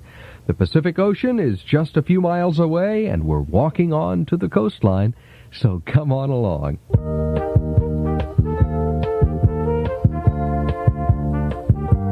This is Focus on the Family, featuring psychologist Dr. James Dobson, author of such best-selling books on the family as The Strong-Willed Child, Straight Talk to Men and Their Wives. Dr. Dobson answers your questions, and Love Must Be Tough. We invite you to stay with us for the next half hour as we focus on the family. And it's a great pleasure to have you with us on this 4th of July, Independence Day here in the U.S., the day commemorating the signing of the Declaration of Independence. And I'm glad you've taken a few minutes out of your busy holiday to join us. Well, if you haven't been along with us thus far this week, you've missed a great deal of excitement and adventure as we've spent 4 days walking across America, or as one staff member has said here, talking across America. And if you're a new listener to this broadcast, chances are you may not know the names of Peter and Barbara Jenkins. They were the guests of our host, Dr. James Dobson, here in our Focus on the Family studios several years ago, and told their story for the first time of literally walking across this country. And today we're going to hear the fifth and final conversation about their journey as we join them at the Oregon state line, bound for the shores of the Pacific Ocean. By the way, if you'd like to hear this entire 5-day visit with the Jenkins, we do have a special 2-cassette package we've pulled together that has actually a little bit more material than we've been able to share on these broadcasts. I'll give you some details on how you can get this package called A Walk Across America at the end of the broadcast. Well, enough of the background. Let's go ahead and turn on the tape machine as Gil Meggerly and Dr. Dobson greet their two special guests.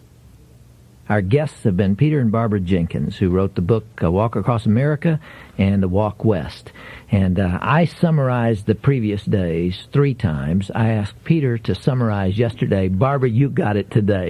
Tell us how we got from New York to Oregon. Thanks, Jim. I was just thinking about, here we're on our 5th day of radio interviews, and what we've talked about in 5 days took us 5 1/4 years. So. 1 day per year. Boy, we're making progress. 1 day per year. But Peter walked from New York to New Orleans. He left New York in 1973 with his dog Cooper and walked to New Orleans. He was searching for himself. He was a disillusioned young man. He ended up becoming a Christian in Alabama.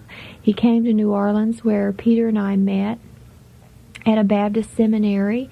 And through a very unusual set of circumstances at a church service, I felt that God was calling me to join Peter and to walk the rest of the way across America with him. Which was only 3,000 miles. Which was only from New Orleans to Oregon, 3,000 miles. Barbara, I'm going to ask you to continue the story, kind of picking up where we were yesterday, because I don't want to leave the trip until we talk about the one event that took you out.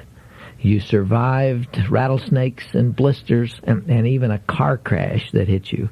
But you started having a little nausea, and I'd like you to tell us about that. Okay. We were crossing Oregon. This was the coldest winter since 1919, and it was 10 below zero every night. The snow was piled deep, and we were plodding through this hurling snow in our face, and I was just getting sicker and sicker all the time, and I just didn't have any get up and go, and we came into this little town of John Day, Oregon. I'll never forget. Big old logging trucks had gone by us all day, blowing slush and snow and cold on us. We were soaked. I remember my hands were blue-gray, and my feet, I was afraid they were frostbitten. But yet we only had like 300 or 400 miles to go. Only 300 or 400 miles? Can you believe that, Gil? After 3,000, you know. And it was just this, we had so few miles left to go, but it was the heart of winter. It was the dead of winter. It was like in December. And we were trying to get across Oregon. We came into John Day, Oregon. And, honey, would you like to pick up there? Well, we met a man named Milo Frankie. And one of the fascinating things, Jim, about our experience with Christians was that we didn't have the chance to just stay in one denomination, because whenever God sent a Christian, we couldn't say, "Oh, well, you're not Baptist, sorry, we can't talk to you." You know, if they were Christian, that was fine with us. You needed a place to spend the night. Assembly of God, Missionary, Baptist, Nazarene, Pentecostal, Presbyterian, Methodist, just anybody that claimed Christ would be fine with us. So Milo Frankie was an Assembly of God preacher. And another one of these, I mean, I hate to keep mentioning these sort of miraculous things all the time, but another one of these things where he said, the only way you're going to make it is for me to follow you in my vehicle at 2 miles an hour until you get to Three Finger Jack, which is this huge mountain right by Sandy Am Pass. And when you get to Sandy Am Pass, you start going down into Eugene, Oregon, and you're to the temperate zone and the coast and all that, which was about 250 miles. He said, "Church, would you give me a couple weeks off?" They said, "Amen." Okay, go ahead. He followed us for over 2 weeks, every single day, driving in his car. Barbara was, by this time, throwing up, sick, dragging along. I was throwing up 4 times a day. I was so sick, and I'd walk along with my head down and just no energy. I was just literally, it's like these old slave camps or concentration camps where you see these people just dragging. I mean, why didn't you go to a physician? Well, there were none out there. I mean, we were like 75 miles between towns, and we just thought that Barbara was super tired. So Milo would turn on gospel music in his car and sing, and he'd get out in the snow and roll around in the snow. He rolled down his window and would drive along beside me and say, "Come on, Barbara," he said, "you walk and I'll throw up." You know? He'd do anything to just get a smile out of me or just some sign of life. So finally, Milo is the most effervescent person that I think I've ever met, or one of the most indomitable spirit. Finally, he took me to the side and said, "Peter," he said, "at first I thought Barbara was tired, but I don't believe it is. We need to go see a doctor friend of mine in this little town." So we went to see the doctor, and Barbara went in, and I just thought the worst, like I didn't know what was wrong. And the doctor came out very stone-faced and said, "Son, you're going to be a father." And so Peter Milo and I just started dancing through the waiting room. And people have said to me, "Well, Barbara, didn't you know?" But you see, I had never been pregnant before. I didn't know. I thought I was coming down with pneumonia because I was, you know, I had kind of a cold and nausea, and I was just sick. And I thought maybe I had some kind of stomach virus or something. So now we had not only ourselves to think about, but we had a little child in Barbara. And, you know, we didn't know if we asked the doctor, we said, "Dr. Wood, could she miscarriage, or would this cold hurt her?" And he said, "Look, I've got some daughters that climb mountains and things, and they've done active things while they're pregnant." He said, "I think Barbara can make it." We explained it to him. He said, "Just go for it." So we did. We crossed Sandy Am Pass, and we made it, and Milo turned around and went home. And then we invited everyone we had ever met on the walk over that 5-year period to come from to New Oregon. York. We invited them all to come to Oregon and walk the last mile with us. Did you really? Did they come? Well, this was in January 18th, 1979. I had started on October 13th, 1973. 5.25 years later, we sent the invitations out with just 1 month advance notice. We didn't think anyone would show up, but we wanted to let them know that it wasn't us that walked across America. It was them that made the trip. Yeah. So about 300 of them hitchhiked, drove, flew, drove around blizzards. There was horrible blizzards that year. People drove all the way from Louisiana. My parents drove all the way from Missouri. We had people from New York, Alabama, New York, North Carolina. The Black family came. National Geographic came. Texas, New Mexico, Colorado, all over. Idaho. Barbara's grandmother from Arizona, the only living grandmother. Did the 4 Indians and Mexicans come? No, we didn't get their address. We didn't know their address. Thank God for them. But my grandmother, who's 83, we invited her to come, and she walked between us the last mile. We had one last sand dune to cross up over before we got to the ocean. And that day, which is a rainy season on the Oregon coast, January the 18th, there were big clouds coming in. The weatherman said it would rain all day. Well, that morning, the sun was shining. It was one of those clear, crisp, brilliant blue mornings. And Grandma led the way, 83 years old, and as we got to that last sand dune, she had to stop and get her little nitroglycerin pill because her heart was fluttering. And then when we crossed that last sand dune, Peter and I dropped Grandma's hand and we joined hands. And this was our moment while all the people watched. And we all just kind of flooded down that sand dune into the Pacific. And then there was about 100 people that were so moved that they just went right into the ocean. We all went right, and this right was genuine. Into the ocean. And everybody was hugging and kissing and crying and laughing, and it was, when you think about it, it was such a symbol of what this country's all about. People pulling together of all different races, of all different ages, of all different backgrounds and religions and everything else for that one beautiful moment. And it's something we'll never ever forget. Yeah, it's an amazing thing. Everybody feels like they own a piece of you all, that you're part of their family. I felt that in reading your book, and I felt like Cooper was my dog, and there is a shared experience from all that you went through. It really comes through in your writings. Well, thank you, Jim. We just tried to tell it like it was and do the best that we can, and I guess, as many people have said to us, it just, they feel like they're there. They start reading at 10 o'clock at night, and they stay up till 3 a.m. They just, they just can't stop. We've had a hard time stopping this week.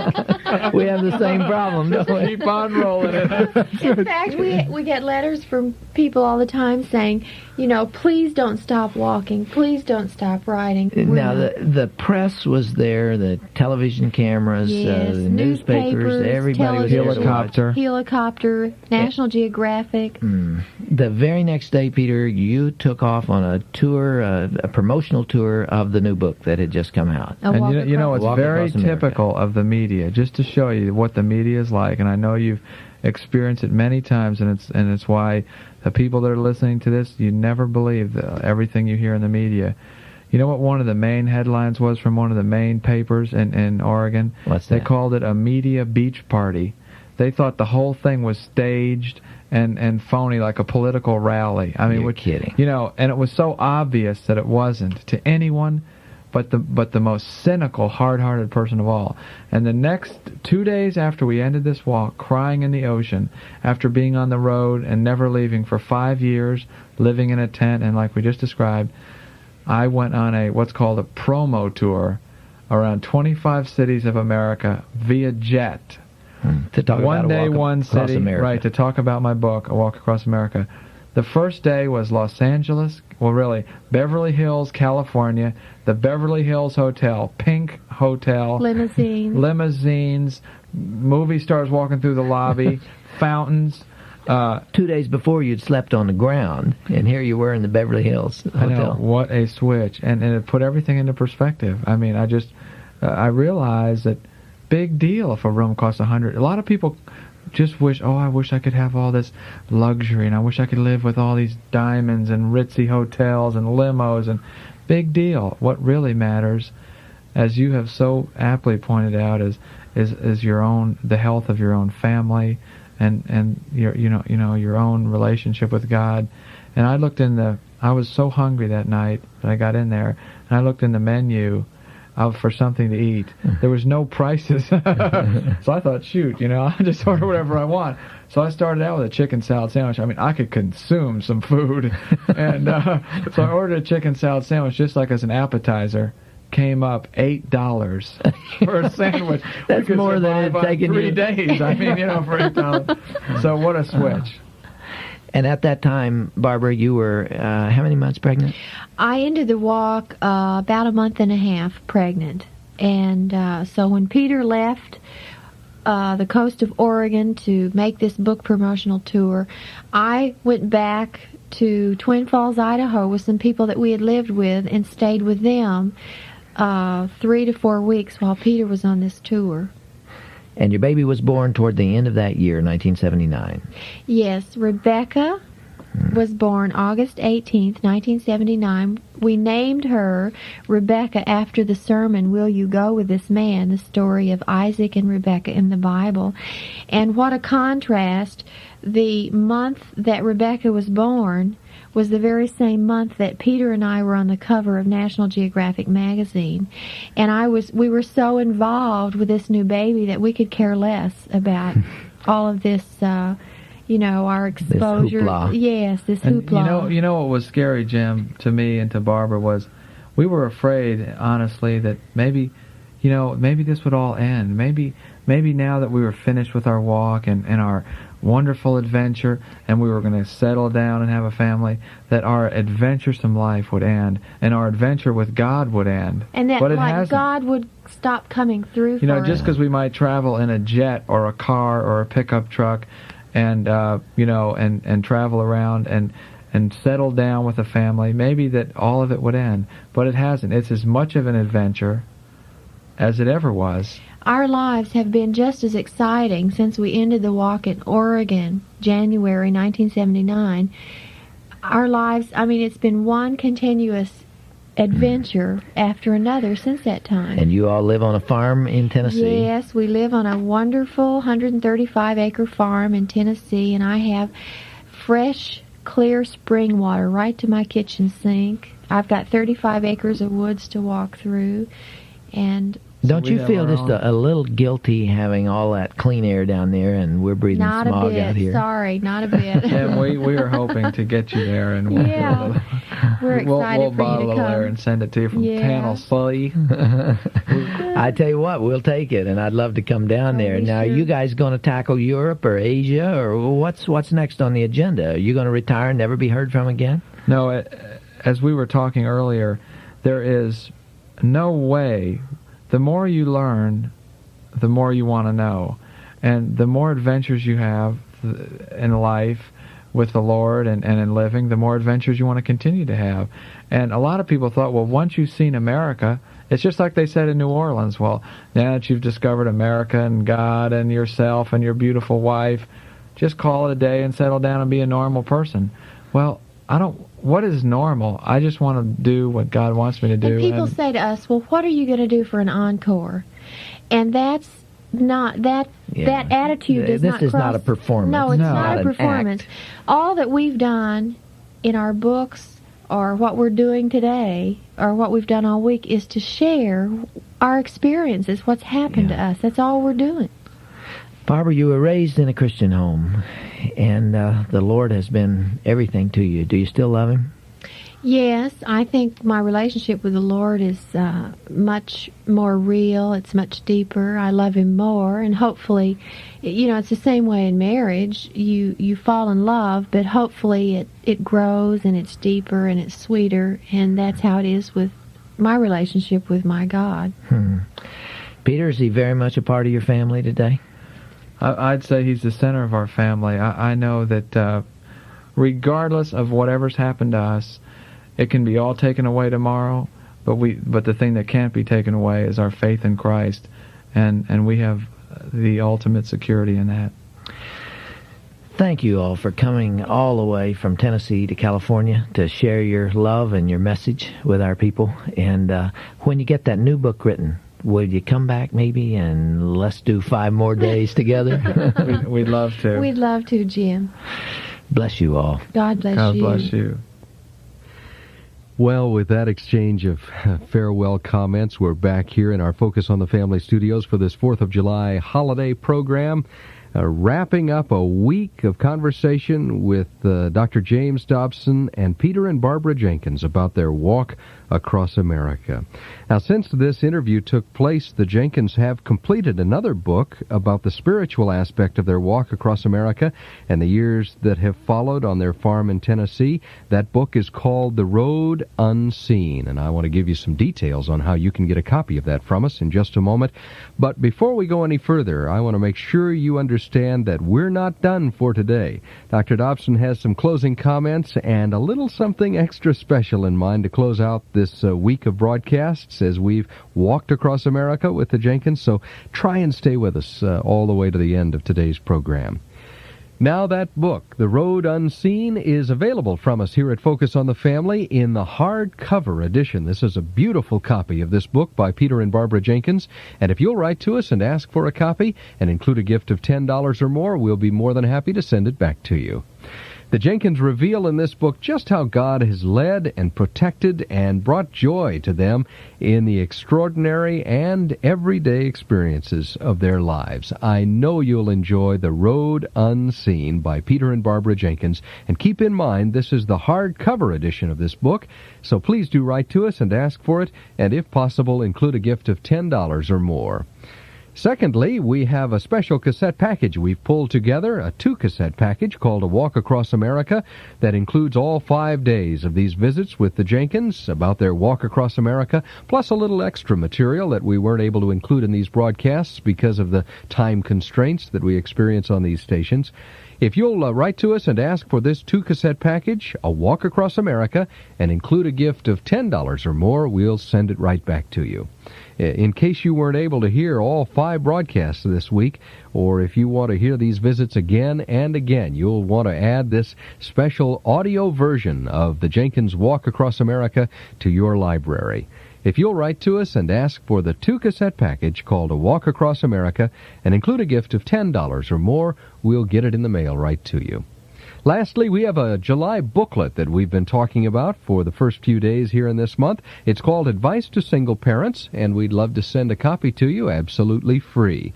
A single parent who raised her 4 children alone after the death of her husband has written this booklet, and she shares how single parents and their children can adjust. If you or someone you know could benefit from the information shared in this booklet, please do write to us and ask for a copy. Again, the title is Advice to Single Parents, our free July booklet.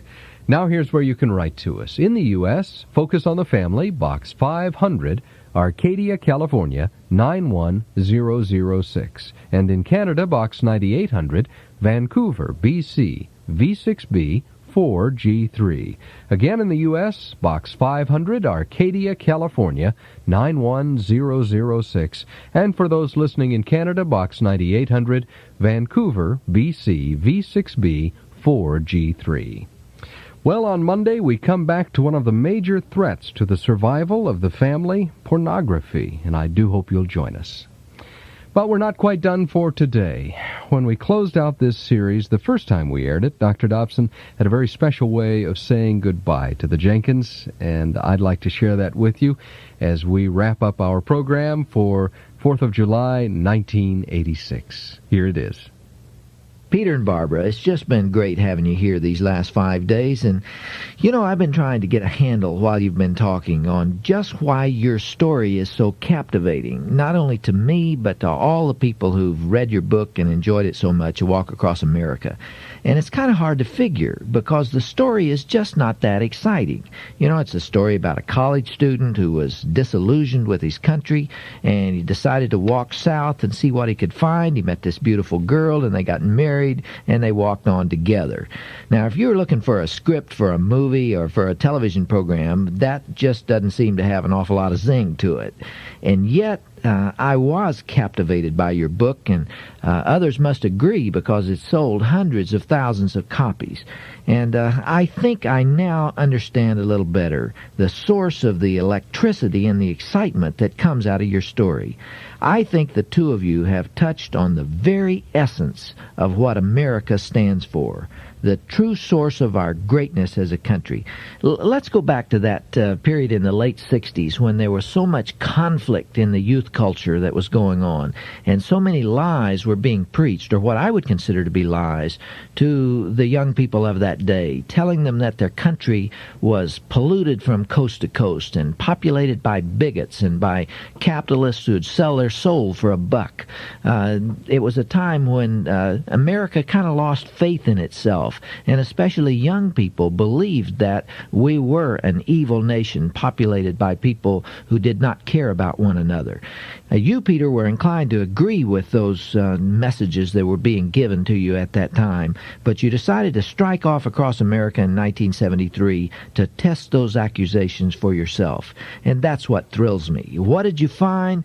You came face to face with a beautiful, unspoiled land where loving people were were living and working, surrounded by all these opportunities and freedom, and even in the heartland of the South, where you'd been told to expect racial hatred and bigotry, you found brotherhood in the home of a black family and love from the whites. This is the source of the excitement in your message and in your book and in what you've had to say here on Focus on the Family. We have the greatest country on the face of the earth, and I believe that, and I love this land as I love my own life. And in searching around for some kind of fitting way to end these 5 programs this week, I was reminded of a song that I heard broadcast on a television station, a patriotic song as they often play at the end of the day. And I'll admit to you that it moved me to tears. It was America the Beautiful, and it was sung by the blind singer Ray Charles. Now, Gil, this is the first time that I've ever admitted here on Focus on the Family that I'm a big Ray Charles fan, and I know some of our listeners will not feel that way about the music that we're about to hear. But before they turn off the radio, let me ask everyone to listen to the words and feel the emotion in the music as this black singer pours his heart into America, America, God shed his grace on thee, and crown thy good with brotherhood from sea to shining sea. So, Gil, instead of closing our program with our theme song here on Focus on the Family today, let's let Ray Charles do the sign-off for us, singing America the Beautiful. Oh, beautiful, for heroes proved in liberating strife.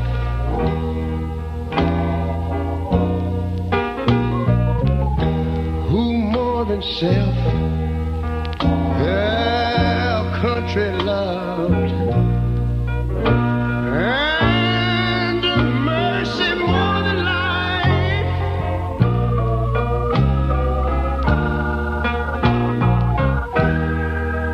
America, America, make God thy gold refine, till all success be nobleness, and every gain divine. And you know, when I was in school, we used to sing it something like this. Listen here. Oh, beautiful, vast, spacious skies, for amber waves of grain,